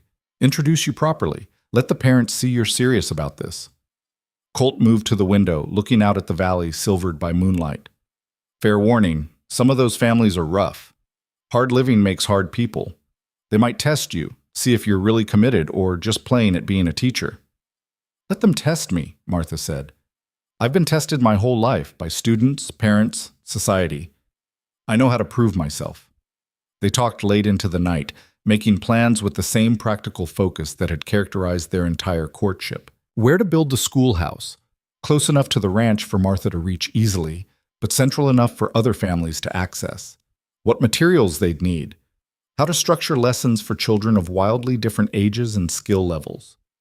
It was past midnight when Martha finally returned to the cabin, bone-tired but more energized than she'd felt in years. She changed into her nightgown and climbed into bed, listening to the familiar night sounds of the ranch. Somewhere in the darkness, an owl called. Wind whispered through the pines. And from the main house, she could see lamplight still burning, Colt working late, as he apparently often did. She fell asleep with a smile on her face, secure in the knowledge that for the first time in her life, she was exactly where she was meant to be. The next few weeks passed in a blur of activity. True to his word, Colt took Martha around to every homestead within riding distance, introducing her to families whose names and faces blurred together at first. The Fletchers with their 3 eager children, the Johnsons whose twin boys were wild as coyotes, the Hendersons whose daughter was nearly 15 and had never learned to read properly. Some families welcomed Martha with open arms, desperate for any kind of formal education for their children. Others were more skeptical, eyeing her Boston manners and educated speech with suspicion. But Martha met them all with the same calm competence that had made her an excellent teacher back east, answering their questions honestly, acknowledging their concerns, and slowly winning them over through sheer determination. You were right about them testing me, Martha told Colt after a particularly difficult visit to the Morrison homestead, where the father had spent an hour grilling her about her qualifications and teaching philosophy. Mr. Morrison acted like I was trying to corrupt his children instead of educate them. Morrison's had bad experiences with outsiders, Colt explained as they rode home through gathering dusk. Lost money to a crooked land agent a few years back, made him suspicious of anyone who sounds too educated or refined. How do I win him over? Show him results. Once his children start learning, once they can read and cipher better than he can, he'll come around. Colt glanced at her. Most of these folks are like that, suspicious until you prove yourself, but loyal once you earn their trust. Martha took that advice to heart, and when she finally opened her makeshift school in the Mercer Ranch's converted storage shed, a temporary solution until they could build a proper schoolhouse, she focused on practical results over fancy methods. Reading lessons centered on texts the children could use, almanacs, seed catalogs, ranch records. Arithmetic involved calculating cattle weights and feed costs. Geography meant studying maps of Wyoming and the surrounding territories. Within a month, even the skeptical parents had to admit their children were learning faster than they'd expected. And slowly, grudgingly, the valley began to accept that the Boston teacher who'd married Colt Mercer might actually know what she was doing. Meanwhile, Martha and Colt settled into the rhythm of married life. It was nothing like the romantic courtships Martha had read about in novels. No grand gestures or passionate declarations. Instead, it was quiet mornings working side by side, practical discussions about ranch management and school supplies, evenings spent reading by the fire while bears snored at their feet. But it was also Colt bringing her coffee exactly how she liked it without being asked. Martha mending his shirts and adding small embroidered details he never commented on, but clearly noticed. The way their hands would brush when they passed in the doorway, sending unexpected warmth through Martha's chest. The sound of Colt's laughter when she made a dry observation about one of the Valley families, rare and genuine and somehow more valuable because it wasn't given freely. They were building something together, not just a ranch or a school, but a partnership. And Martha discovered that this quiet, practical kind of love was exactly what she'd been searching for all along. 6 weeks after their wedding, the first snow came. Not the brutal blizzards Colt had warned her about, but a gentle dusting that turned the valley into something magical overnight. Martha woke in the main house. She'd been sleeping there for 2 weeks now, though they still maintained separate rooms, and found Colt already outside, checking on the cattle. She made breakfast and was setting it on the table when he came in, his face red from cold, snow dusting his shoulders. "It's starting," he said simply. "Winter's coming early this year. We need to get the cattle down from the high pastures before the next storm hits." "What do you need from me?" Martha asked, and didn't miss the flash of appreciation in his eyes at her immediate willingness to help. "Can you handle the school by yourself for a few days? I'll need to ride out and bring the herd down, and it'll go faster if I can focus on that instead of worrying about ranch chores." "I can manage. I'll keep the fire going, feed the horses, watch for problems." Martha poured him coffee. "And if something goes wrong, I'll ride to the Fletcher place and get help." Colt nodded, already planning his route in his mind. "Storm shouldn't hit for another 2 days if I'm reading the sky right. That gives me enough time to gather the herd and get them to lower ground." He left after breakfast, riding out with Bear at his heels and supplies for 2 nights in the high country. Martha watched him go, then turned to face the ranch alone for the first time since their marriage. It should have been terrifying, being isolated, responsible for livestock and property, with winter approaching. But instead, Martha felt a strange calm settle over her. This was her home now. These were her cattle, her land, her responsibility. And she was more than capable of handling a few days alone. She spent the first day teaching, sending the children home early when she saw clouds building over the mountains. The second day, she tended the ranch, checking water troughs, measuring out feed, ensuring everything was secured against the coming storm. By the third day, the wind had picked up and snow was starting to fall in earnest, not the gentle dusting from earlier, but serious snow that meant business. And Colt still wasn't back. Martha tried not to worry. He'd warned her that gathering cattle could take longer than expected, that weather could change plans. But as the afternoon wore on and the snow fell harder, she found herself pacing to the window every few minutes, searching the white landscape for any sign of a rider. Dusk was falling when she finally saw him, a dark shape emerging from the blowing snow, moving slowly but steadily toward the ranch. Relief flooded through her so powerfully it made her knees weak. She grabbed her cloak and ran out to meet him. Colt looked exhausted, his face raw from wind and cold, ice crusting his beard and eyebrows. But he was upright in the saddle, and when he saw Martha running toward him, something like relief crossed his face too. "Got them all," he said hoarsely as she reached him. 198 head in the lower pasture. Lost 2 to wolves before I could get there, but the rest are safe." "Get inside," Martha ordered, taking his horse's reins. "I'll tend the horse. You need to get warm." For once, Colt didn't argue. He dismounted stiffly and headed toward the house while Martha led his exhausted horse to the barn, rubbing it down quickly and making sure it had feed and water before she rushed back inside. She found Colt slumped in a chair by the fire, still in his wet outer clothes, shaking with cold. Without thinking, Martha went into action, pulling off his wet coat and boots, wrapping blankets around him, pressing hot coffee into his hands. "You shouldn't have pushed so hard," she scolded, though her voice was gentle. "You could have taken another day." "Storm was coming faster than I expected," Colt said through chattering teeth. "Had to get them down before we got snowed in." Martha built up the fire until it roared, then made him move closer to the heat while she prepared food. Hot stew with extra meat, bread, anything warming and substantial. As she worked, she realized something had shifted. She was no longer just living in Colt's house, helping with Colt's ranch. This was their house, their ranch. And seeing him safe after 3 days of worry had unleashed something fierce and protective in her chest that felt an awful lot like love. By the time Colt had eaten and warmed up, the storm outside was howling in earnest, snow piling up against the windows in drifts. But inside, the house was warm and secure, and Martha found herself sitting close to Colt on the bench by the fire, her shoulder pressed against his. "Thank you," he said quietly, for keeping things running while I was gone, for not panicking when I was late. This is my home too, Martha said simply. My responsibility. You don't have to thank me for taking care of what's mine. Colt turned to look at her, and something in his expression made Martha's breath catch. Is it? He asked. Truly yours? I know we got married practical-like, made it official for legal reasons and frontier sense. But is this home to you, or are you still just trying it out, seeing if you can make it work? Martha thought about the question seriously, searching her heart. That first day, she said slowly, when I stepped off the train and saw this valley, I felt something shift inside me, like I'd been wandering my whole life and finally found the place I was meant to be. And these past weeks, working the ranch with you, teaching the valley children, learning to read this land, it's only gotten stronger. This isn't me trying it out anymore, Colt. This is me knowing, bone deep, that I'm exactly where I belong.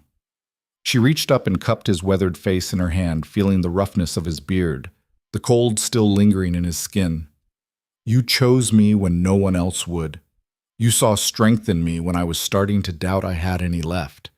You gave me a partnership, a purpose, a home, and somewhere in all that, I fell in love with you. The words hung as a warm air between them, honest and certain and terrifying in their finality. Colt went very still, his winter sky eyes searching hers. You mean that? His voice was rough, raw with emotion he wasn't trying to hide anymore. I mean it, Martha said. I love you, Colt Mercer, not because you're convenient or because I had no other options, but because you're strong and honest and stubborn enough to build a life out of nothing, because you respect my mind as much as my work, because you make me feel like I matter, like I'm enough, exactly as I am. Colt pulled her into his arms, holding her so tightly she could barely breathe, his face buried in her hair. I love you too, he whispered against her temple.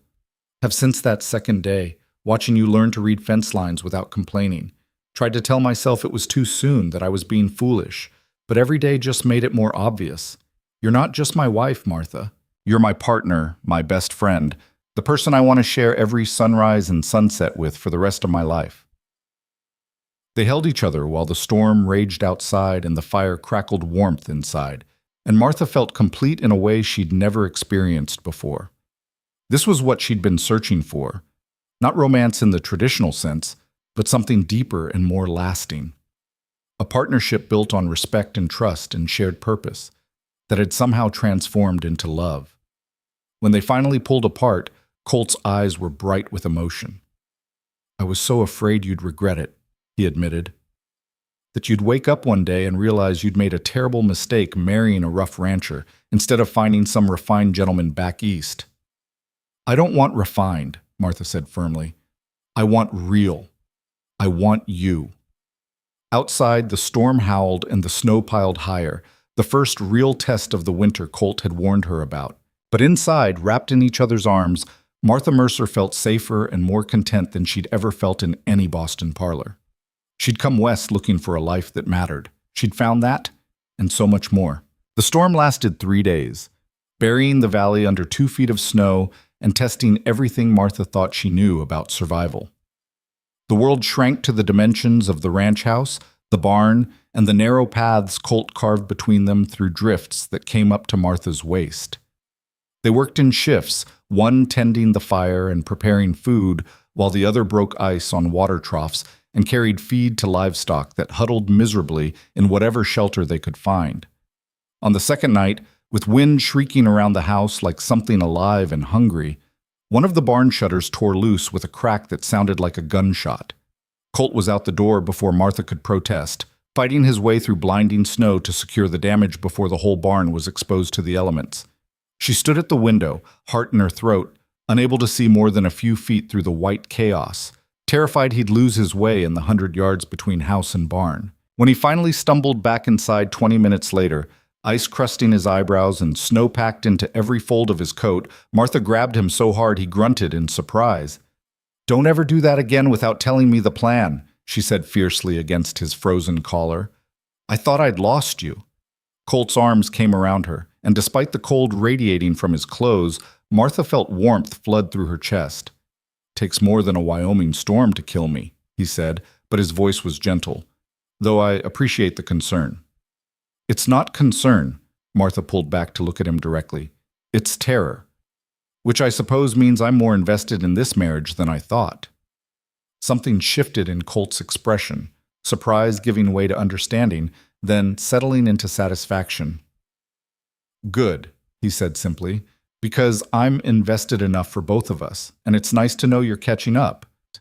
By the time the storm finally blew itself out, leaving the valley transformed into a pristine white wilderness, Martha had a new appreciation for what Colt had meant about brutal winters. This was just November. They had 4 more months of this ahead of them. Months when the temperature could drop to 30 below, when snowdrifts could bury entire buildings, when one mistake could mean freezing to death 50 feet from your own front door. But they'd survived the first test together, and that counted for something. The day after the storm broke, Martha woke to find Colt already dressed and pulling on his heaviest coat. "Where are you going?" she asked, sitting up in bed. "Checking on the neighbors. Storm this bad. Someone might need help. Roof collapsed, livestock lost, family snowed in without supplies." He buckled his gun belt, a grim reminder that winter wasn't the only danger on the frontier. "Could be gone all day, maybe into tomorrow if I find someone in real trouble." Martha threw back the blankets. "I'm coming with you." "Martha, don't argue. If people need help, 2 sets of hands are better than 1, and if we find a family in distress, they'll trust a woman's presence more than just a lone man showing up." She was already pulling on her warmest clothes. "Besides, you need someone watching your back. That's what partners do." Colt looked like he wanted to argue, but finally nodded. "Dress warm, and bring the rifle." They rode out an hour later, following trails that were barely visible under the snow. The world was eerily silent, sound deadened by the thick blanket of white, nothing moving except the occasional rabbit bounding away from the horse's approach. The beauty was breathtaking. Every tree branch lined with snow, the sun sparkling off ice crystals like scattered diamonds. But Martha could feel the danger lurking beneath the pristine surface.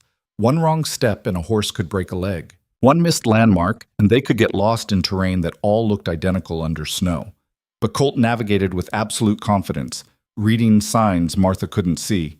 A rock outcrop barely visible under drifts, the shape of a distant hill, the direction of the wind. This was his domain, and he moved through it like he'd been born to it. Their first stop was the Fletcher place, where Sarah Fletcher greeted them with tears of relief. "Roof on the chicken coop collapsed last night," she said, gesturing toward a sad pile of snow-covered timber. "Lost half our birds, and the rest are scattered. Tom's out trying to round them up now, but we're going to need help rebuilding before the next storm hits." Colt assessed the damage with a practiced eye. "I'll send over timber and supplies next week. Your husband know how to frame?" "Well enough, but he's not fast, and we can't afford to pay." "I'm not asking for payment," Colt interrupted. "We're neighbors. We help each other. That's how it works out here." Martha spent the next hour helping Sarah gather the surviving chickens, while Colt and Tom Fletcher discussed the rebuilding plan. By the time they rode away, Sarah was smiling again, and Martha had secured a promise that the Fletcher children would be back in school as soon as the roads were passable. The next homestead belonged to an elderly couple named the Weatherbys, and there they found real trouble. The husband had fallen while clearing snow from the roof, breaking his leg badly enough that bones showed white through torn flesh. His wife had set it as best she could, but infection was already setting in, turning the skin around the break an ominous red. Martha took one look and felt her stomach clench. "That needs a doctor." "Nearest doctor is in Red Hollow," Mrs. Weatherby said, her voice tight with fear. "And even if we could get there in this snow, we can't afford—" "Cost doesn't matter right now," Colt said, already examining the leg with gentle efficiency. "Infection like this, he'll lose the leg or die if it's not treated soon. Maybe both." He turned to Martha. "Can you stay here and tend him while I ride for the doctor? Keep the wound clean. Give him whiskey for the pain. Try to keep the fever down." Martha's nursing experience consisted of treating childhood scrapes and teaching students with head colds, but she nodded. "I can do that. What about you?" "I'll ride straight through, bring the doctor back tomorrow if the weather holds." Colt was already moving toward the door. "You'll be safe here. The Weatherbys are good people, and you've got the rifle. Just don't let him die before I get back." He kissed her quickly, fierce and urgent, then was gone. Martha listened to his horse's hoofbeats fade into the white silence, then turned to face the frightened elderly woman and her suffering husband. The next 24 hours tested Martha in ways Boston had never prepared her for. She cleaned the wound with boiled water and the cleanest cloth she could find, ignoring Mr. Weatherby's screams of pain. She forced whiskey down his throat when fever made him delirious, held him down when he thrashed and tried to tear at the bandages. She sat up through the night, changing wet cloths on his burning forehead, praying to whatever forces governed this harsh land that Colt would return in time. Mrs. Weatherby watched it all with eyes that had seen too much hardship already, occasionally helping but mostly just sitting silent vigil. "You're different than we expected," she said at one point during that long night. "When we heard Colt married some Boston lady, we figured she'd be delicate, useless in a crisis." "I'm finding out what I'm capable of," Martha said, wringing out another cloth in cold water. "This land doesn't give you much choice." "No," Mrs. Weatherby agreed. "It doesn't, but you're doing well. My Henry would be dead already if you'd panicked." By the time dawn broke, pale and cold through frost-covered windows, Mr. Weatherby's fever had climbed dangerously high. Martha was exhausted, her hands raw from wringing cloths and her back aching from bending over the sickbed.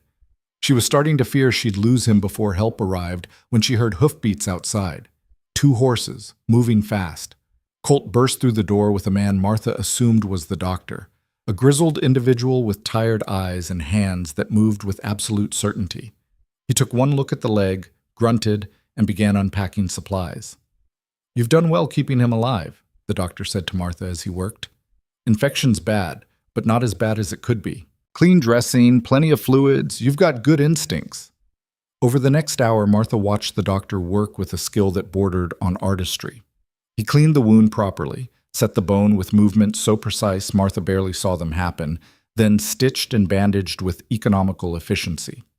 By the time he was done, Mr. Weatherby was sleeping peacefully for the first time in a day, his fever already starting to break. "He'll likely keep the leg," the doctor pronounced, washing his hands in a basin. "But he'll be off it for months. You folks have anyone who can help with their place?" "We do now," Colt said, meeting Martha's eyes across the room. "We'll make sure they've got what they need." They rode home through afternoon light that turned the snow golden, both exhausted but satisfied. Martha felt like she'd crossed some invisible threshold, proven to herself and the valley that she wasn't just a Boston teacher playing at frontier life. She was capable, resourceful, strong enough to handle crisis without falling apart. "You were incredible back there," Colt said, as the ranch buildings came into view. "The way you kept him alive kept his wife from panicking. That took real courage." "I was terrified the entire time," Martha admitted. "I kept thinking, what if I make it worse? What if he dies because I don't know what I'm doing?" "But you didn't let that stop you. That's the difference between people who survive out here and people who don't. Not whether you're scared, but whether you keep moving anyway." Colt reached over and squeezed her hand. "I knew you had it in you. Now the whole valley will know it too." Word of Martha's nursing spread through the homesteads faster than the storm had swept through. By the time school resumed the following week, parents who'd been skeptical now greeted her with genuine warmth. Sarah Fletcher brought fresh eggs as thanks for the promised supplies. The Morrisons, the family who'd been most suspicious of Martha's Eastern education, sent their oldest son with a deer haunch and an invitation to Sunday dinner. "You've won them over," Colt observed one evening as Martha sorted through gifts that kept arriving. Preserves, smoked meat, knitted scarves. "They don't trust easy, these frontier families. But once they decide you're one of them, they're loyal forever." "I'm not sure I've won them over so much as proven I'm not useless," Martha said, but she was smiling. "There's a difference. Not out here there isn't. Usefulness is the highest compliment frontier people know how to give." As autumn gave way to full winter and the temperature dropped steadily, Martha settled into the rhythm of ranch life with growing confidence. She learned to read the sky for coming storms, to judge when cattle were getting sick before symptoms became obvious, to mend tack and clothing with stitches that would hold under frontier stress. The schoolhouse that had been a converted shed became a proper building, nothing fancy but solid and well-built, with a good stove and real desks that Colt and several neighboring men constructed during a break in the weather. The school itself became the heart of the valley's social life. Martha taught reading and writing in the mornings, practical skills in the afternoons, everything from basic surveying to plan identification to record keeping. But she also organized spelling competitions that brought whole families into town, started a small lending library with books ordered from the East, and created a system where older students helped teach younger ones, building confidence and leadership skills. "You're not just teaching them to read," Colt observed one evening after a particularly successful school day. "You're teaching them to think, to question, to see beyond this valley." "Is that a problem?" Martha asked, suddenly uncertain. "Some of the parents have been making comments about me putting ideas in their children's heads." "Let them comment. Half those parents can barely read themselves, and the other half are terrified their children will get educated and leave the valley. But you're giving these kids choices they wouldn't have otherwise. That's worth some grumbling." But the grumbling turned into something more serious when Martha introduced the idea of teaching girls the same curriculum as boys, including mathematics beyond basic arithmetic and science that went deeper than farming basics. At the next community gathering, held in the schoolhouse itself, a rancher named Dale Peterson stood up and voiced what several others were clearly thinking. "With all respect, Mrs. Mercer, why do our daughters need to know algebra? They're going to be wives and mothers, not surveyors or scientists. Seems like you're wasting time that could be spent on practical skills, sewing, cooking, household management." "Oh." Martha stood at the front of the room, aware of every eye on her. Colt was in the back, his expression carefully neutral, letting her fight this battle herself. And Martha realized this was a test, not just of her teaching philosophy, but of whether she'd back down when challenged or stand her ground. "Mr. Peterson," she said calmly, "I teach sewing and cooking in the afternoons. Every girl in this school can patch a shirt and prepare a meal. But I also teach them that their minds are just as valuable as their ability to keep house, because the frontier doesn't care about your assumptions when crisis hits." She walked to the window and gestured at the snow-covered valley beyond. "What happens when a woman's husband gets injured, like Mr. Weatherby?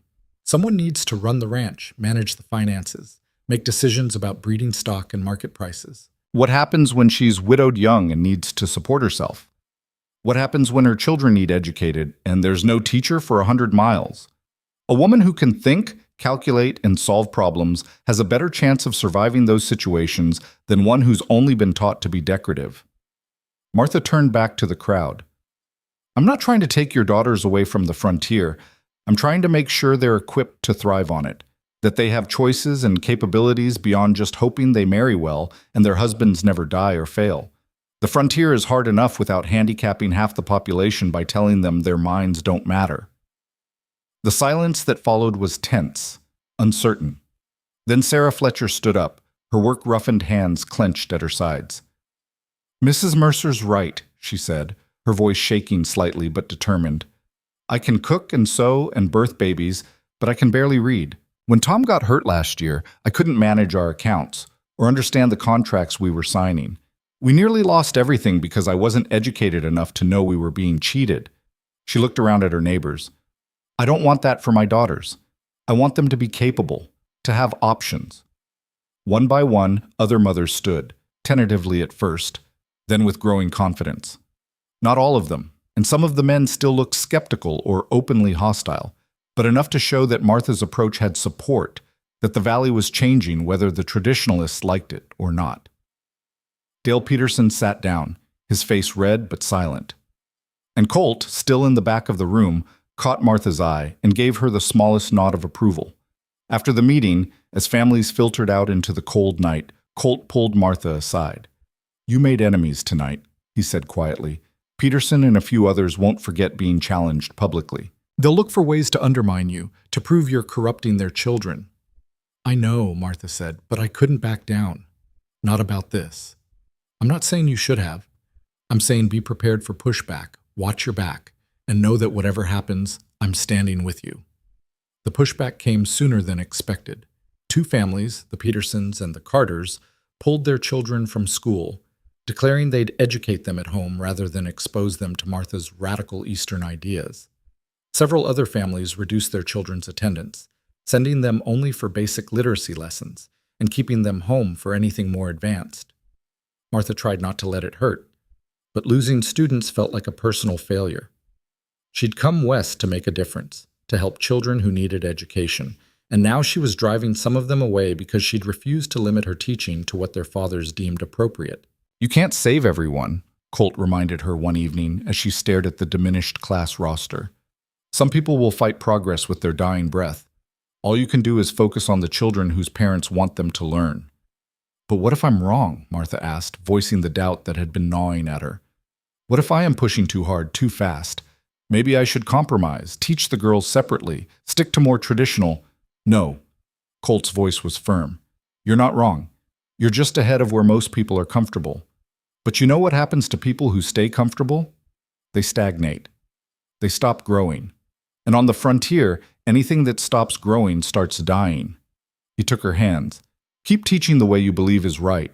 The valley will catch up eventually." He was right, though it took months for Martha to see the results. The students who remained in her full program thrived, not just academically, but in confidence and capability. The Fletcher daughter, at 12, became skilled enough at mathematics to help her father with ranch accounting. The Henderson girl, who'd started barely literate at 15, was reading Shakespeare by spring and writing poetry that showed genuine talent. The Morrison boys, whose father had been so skeptical, proved to have sharp minds for science and began asking questions about geology and weather patterns that pushed even Martha's knowledge. And slowly, the families who'd withdrawn their children began to notice the difference. Their own home education couldn't match what Martha offered, and their children started to fall behind their peers. By the time spring arrived, melting snow and revealing the valley in all its muddy, vibrant glory, 2 of the 3 families had quietly asked if their children could return to school. Martha accepted them back without comment or recrimination, and life in the valley continued. But the real test came in early spring, when the creek flooded after an unusually heavy melt. The Hendersons' homestead sat in the floodplain, and when the water rose faster than anyone expected, the family found themselves trapped with their home rapidly filling with icy water. It was their 15-year-old daughter, Elizabeth, the same girl Martha had taught to read just months earlier, who saved them.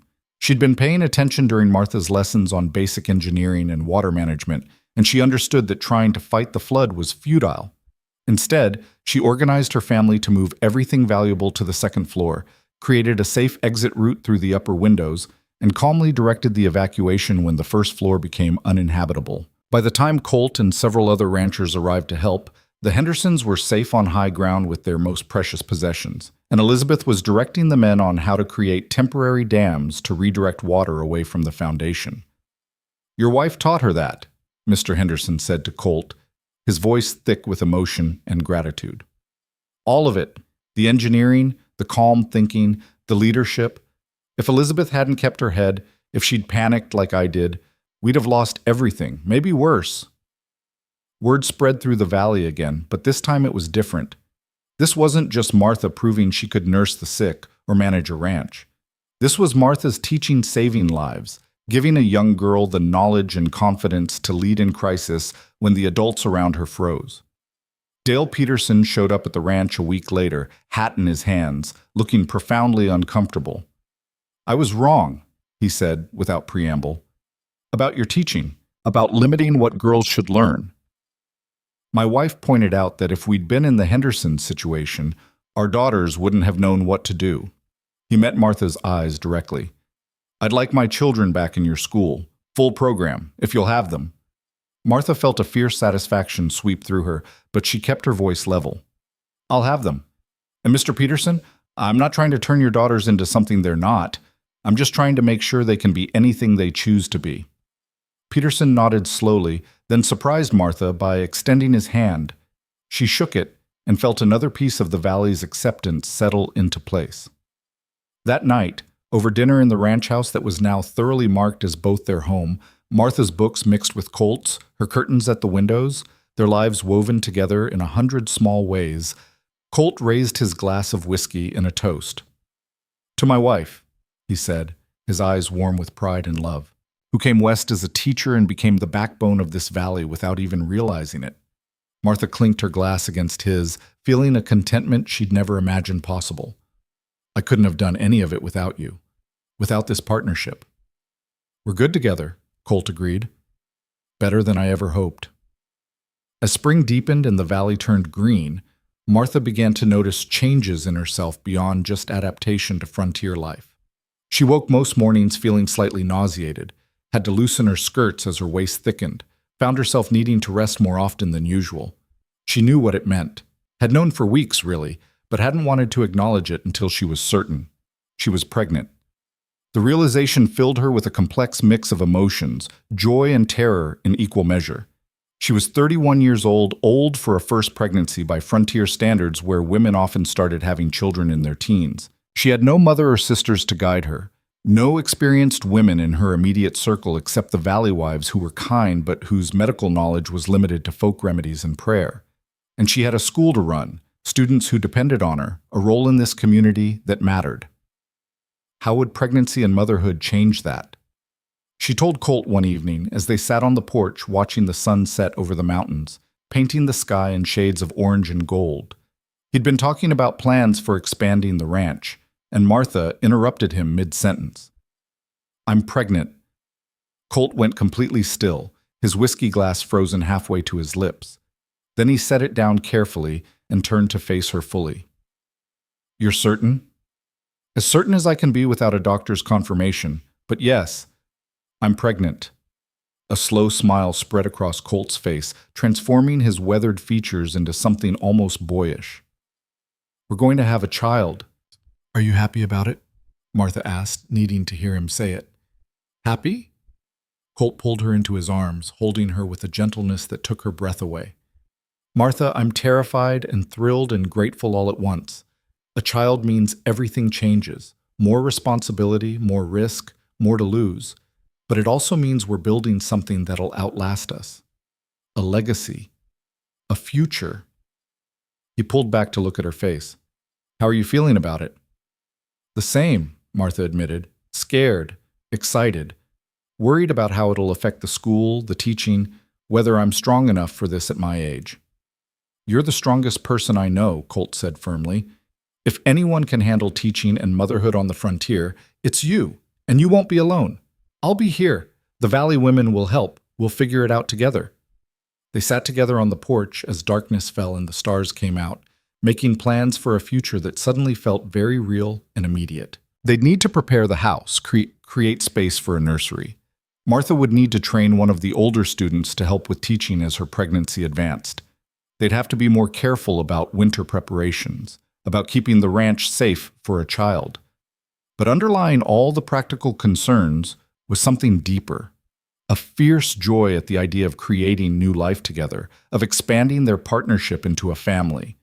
Martha had come west looking for purpose and belonging. She'd found that and so much more. As the weeks passed and Martha's pregnancy became obvious, the Valley women rallied around her with a warmth that surprised and moved her. Sarah Fletcher brought remedies for morning sickness. Mrs. Weatherby, recovered from nursing her husband through his injury, shared advice about pregnancy and childbirth with a frankness Martha found both horrifying and helpful. Even the more traditional women who'd been skeptical of Martha's teaching methods softened, united by the universal experience of bringing new life into an unforgiving world. The school continued, though Martha had to adjust her approach as her energy waned. She trained Elizabeth Henderson to help teach the younger children, discovering that the girl had a natural gift for explanation and patience. She shortened the school days, focusing on quality over quantity, and found that the students actually learned better with more concentrated attention. And through it all, Colt was there, protective without being controlling, supportive without being overbearing, adjusting ranch work to ensure he was never far from home in case Martha needed him. The partnership they'd built through practical necessity had deepened into something profound, a love forged through shared challenges and mutual respect. By the time summer arrived and Martha's belly was round and obvious, she'd become such an integral part of the valley that it was hard to remember a time when she hadn't been there. The Boston teacher who'd arrived uncertain and alone had transformed into a respected educator, a skilled rancher's wife, and a woman the entire community looked to for guidance. She stood at the schoolhouse window one late summer afternoon, watching her students work on their lessons, children of all ages and backgrounds, learning side by side, boys and girls both studying mathematics and literature and practical skills. Behind her, Elizabeth Henderson was helping the youngest children with their reading. In the corner, the Morrison boys were debating a science question with the kind of critical thinking Martha had worked so hard to cultivate. This was what she'd dreamed of back in Boston, making a real difference, teaching children who truly needed education, building something that would last beyond her own lifetime. And now, with a child growing inside her and a husband who loved her completely, Martha Hale Mercer had everything she'd never dared hope for when she stepped off that train in Red Hollow 7 months ago. She'd been the woman no one chose, the spinster teacher too old and too educated for frontier life. Now she was the backbone of a valley, the heart of a school, the partner to a man who'd seen her true worth from the very beginning.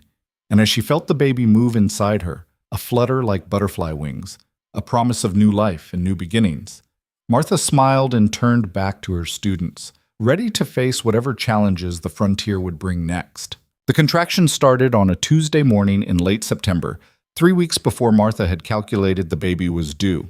She was in the schoolhouse, helping a student work through a particularly difficult arithmetic problem, when the first pain seized her, not unbearable, but unmistakable.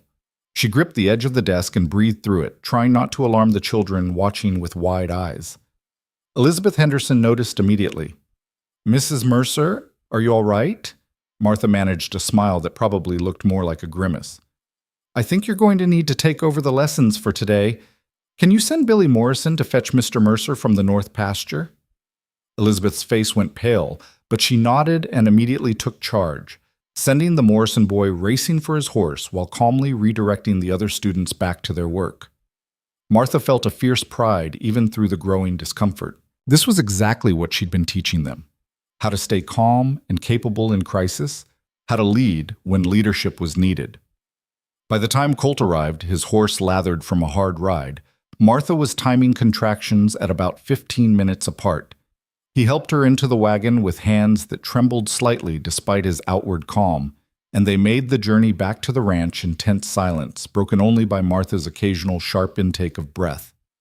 Sarah Fletcher was already waiting at the ranch house when they arrived. Elizabeth had sent word, efficient even in emergency. Behind Sarah came Mrs. Weatherby and 2 other Valley women, all of them experienced in childbirth, all of them ready to help. They shooed Colt out of the house with firm kindness, and Martha found herself surrounded by capable hands and reassuring voices. "First babies take their time," Sarah said, helping Martha into a clean nightgown. "Could be hours yet. Try to rest between contractions." But the contractions intensified faster than expected, and by late afternoon, Martha was gripping Sarah's hand hard enough to leave marks, breathing through pain that felt like it was tearing her apart from the inside. The Valley women moved around her with quiet efficiency, boiling water, preparing clean linens, checking her progress with experienced hands.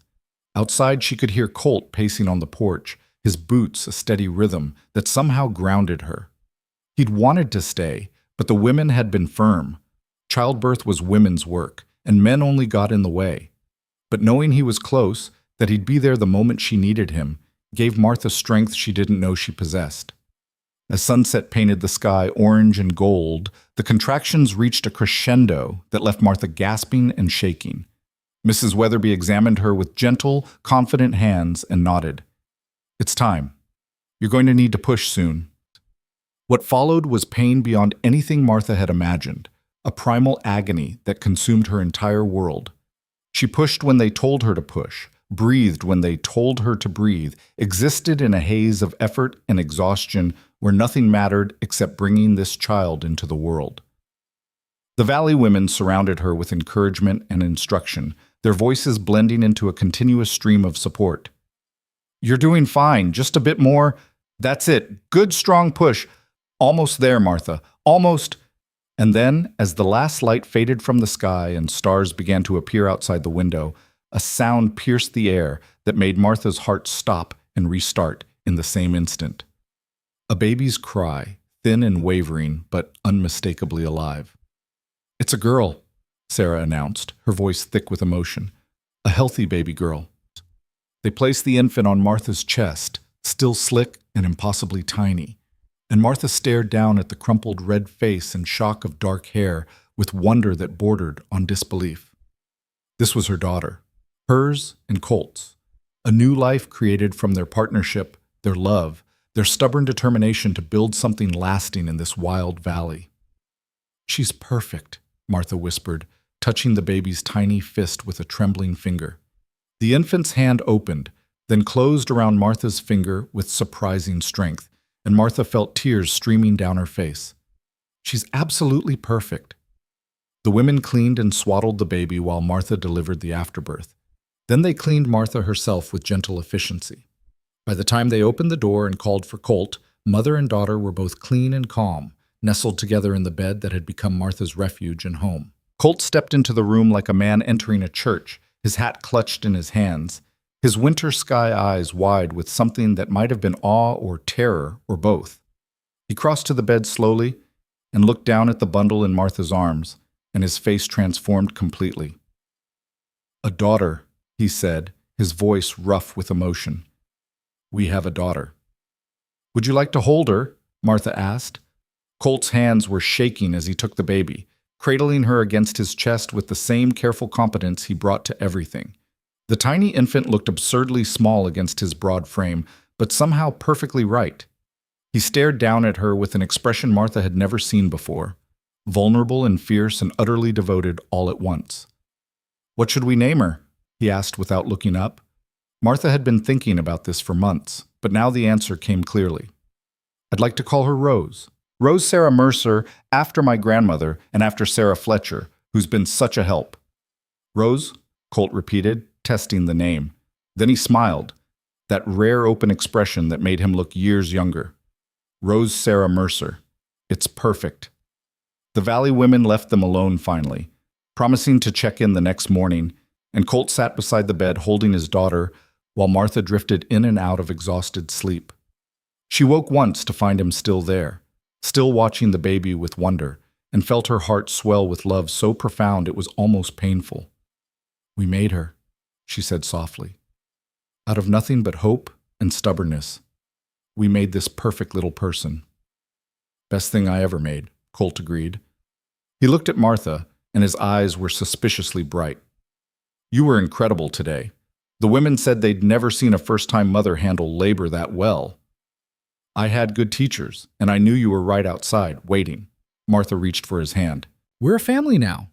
Really and truly." "We've been a family since the day you agreed to stay," Colt said. "This just makes it official." Rose Sarah Mercer proved to be a surprisingly easy baby, or perhaps Martha's frontier training had prepared her better than she'd expected for the demands of motherhood. The infant slept in stretches long enough for Martha to get rest, nursed with vigorous efficiency, and seemed to possess an unnaturally calm temperament for someone so new to the world. "She's got her mother's steel spine," Colt observed one evening, watching Rose sleep peacefully despite Bear's loud snoring nearby. "Nothing rattles her." "She's got her father's stubbornness too," Martha countered. "Look at how she holds onto my finger when she's nursing. Won't let go for anything." Within 2 weeks, Martha was back on her feet, though the Valley women scolded her for moving too fast. Within a month, she was teaching again, with Rose bundled in a sling against her chest, sleeping or watching the older children with bright, curious eyes. The students were enchanted by the baby, and Martha discovered that having Rose in the classroom actually improved behavior and created opportunities for teaching about responsibility and care. Elizabeth Henderson became Rose's devoted guardian, watching over her during lessons and learning the basics of infant care with the same focused attention she brought to academic subjects. "I want children of my own someday," she confided to Martha, "and I want to know how to care for them properly, not just guess and hope, like my mother had to do."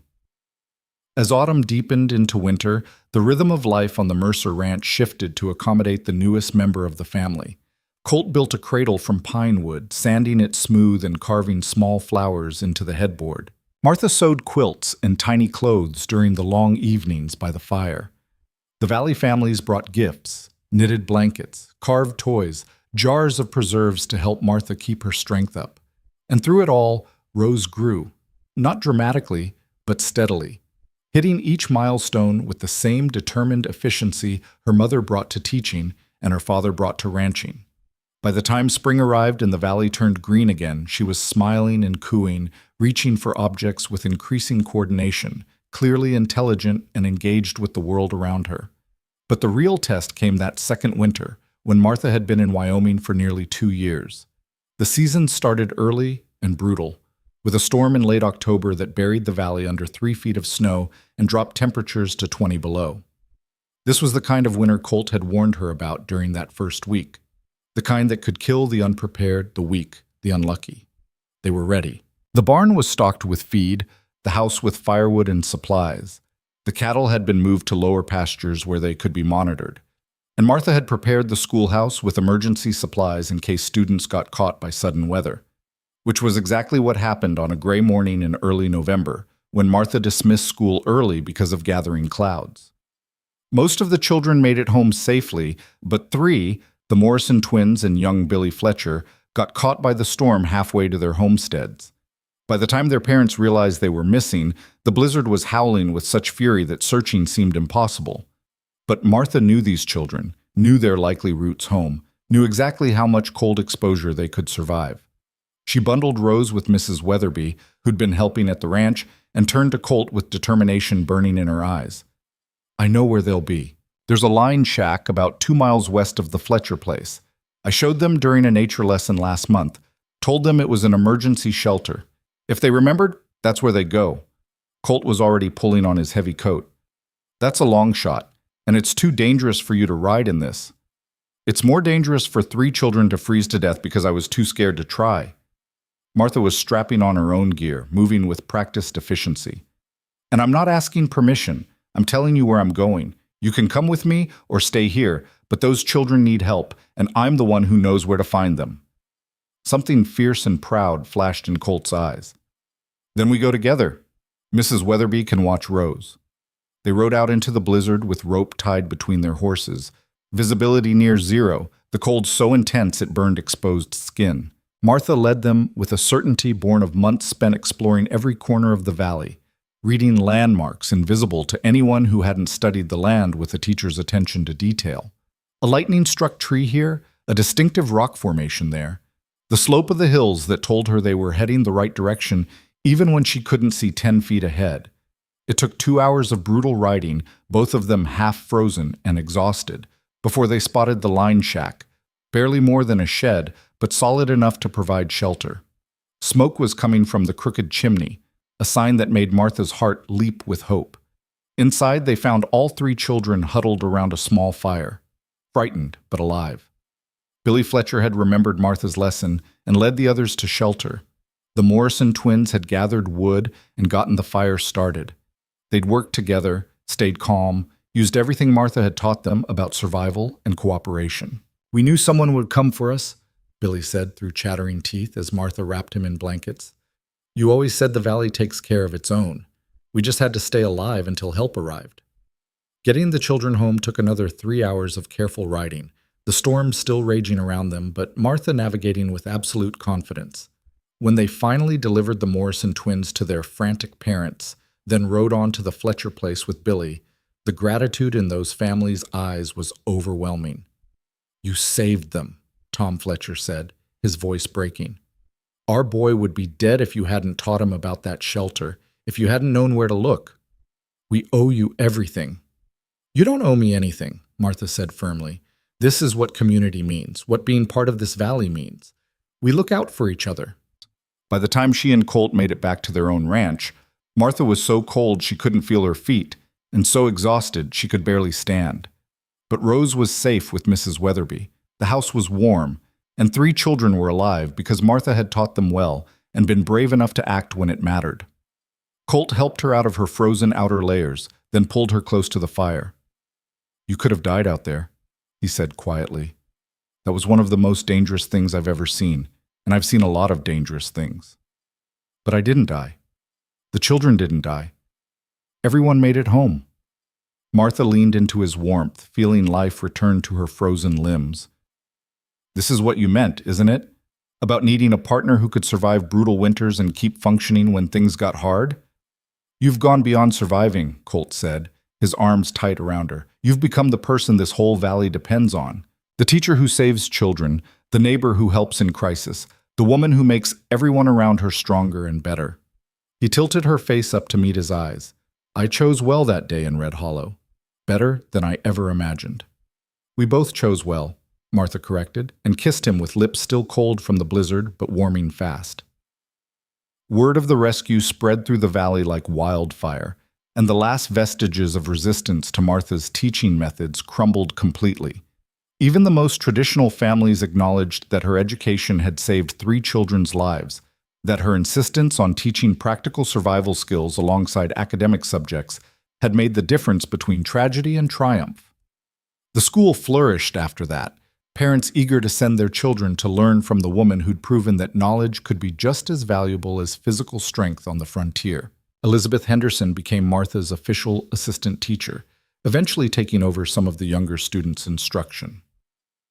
The Morrison boys, grateful to be alive, became model students who went on to attend university in Cheyenne.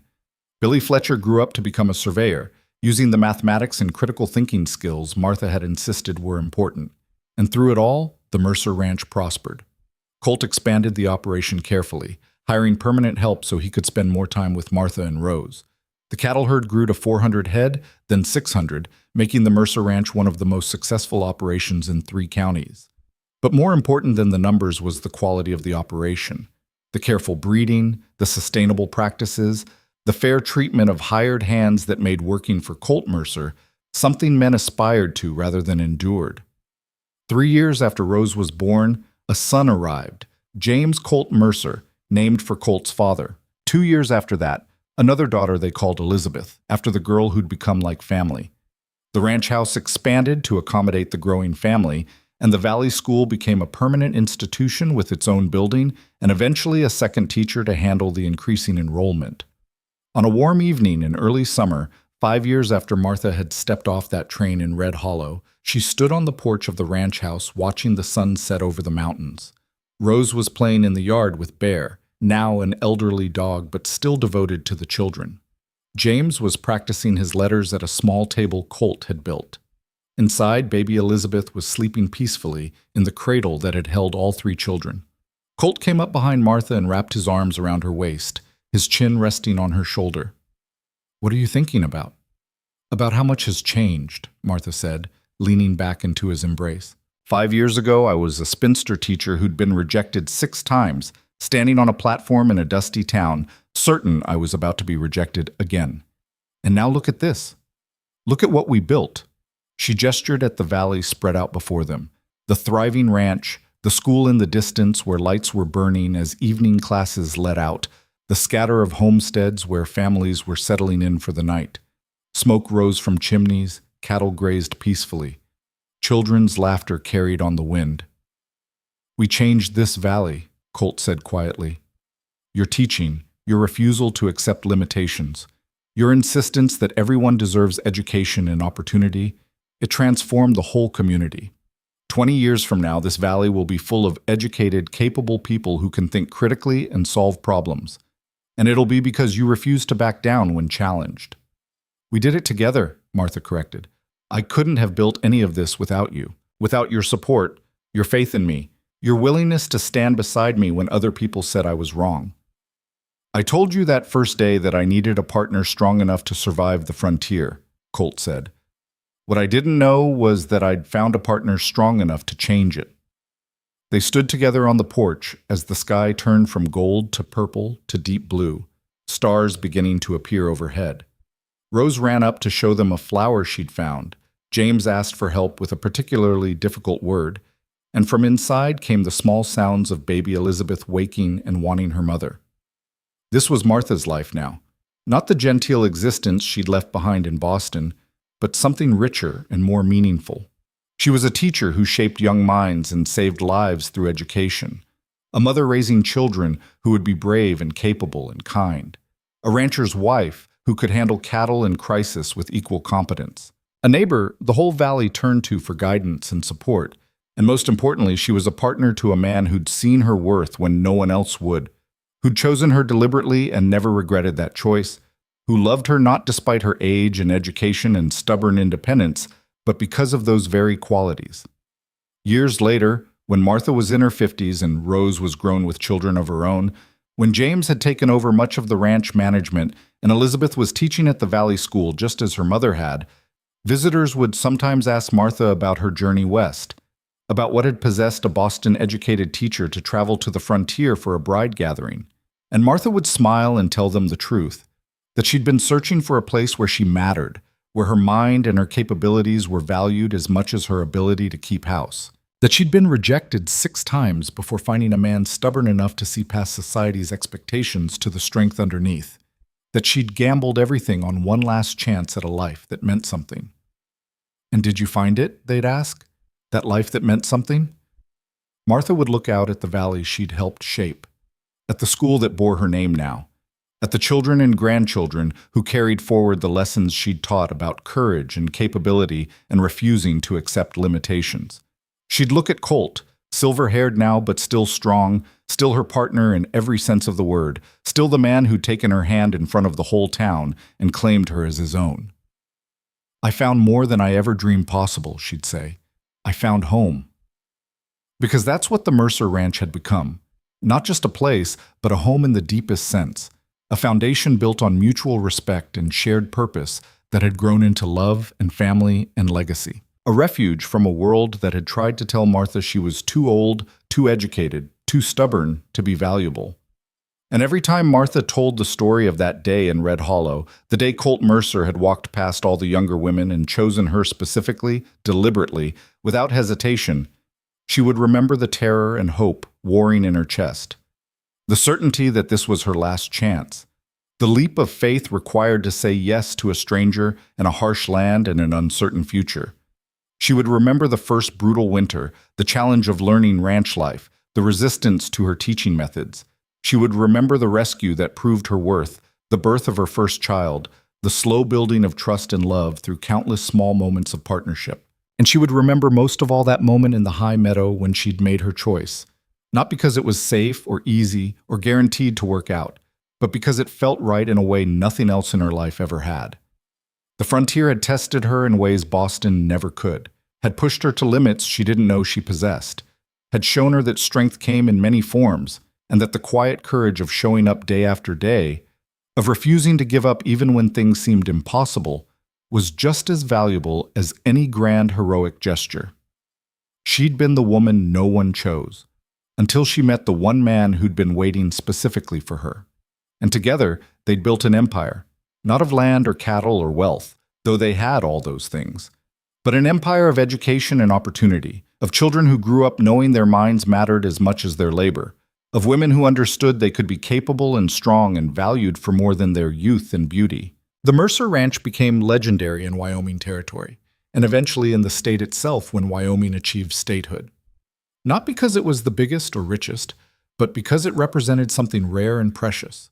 Proof that 2 stubborn people who chose each other deliberately could build something that lasted, something that mattered, something that changed the world around them for the better.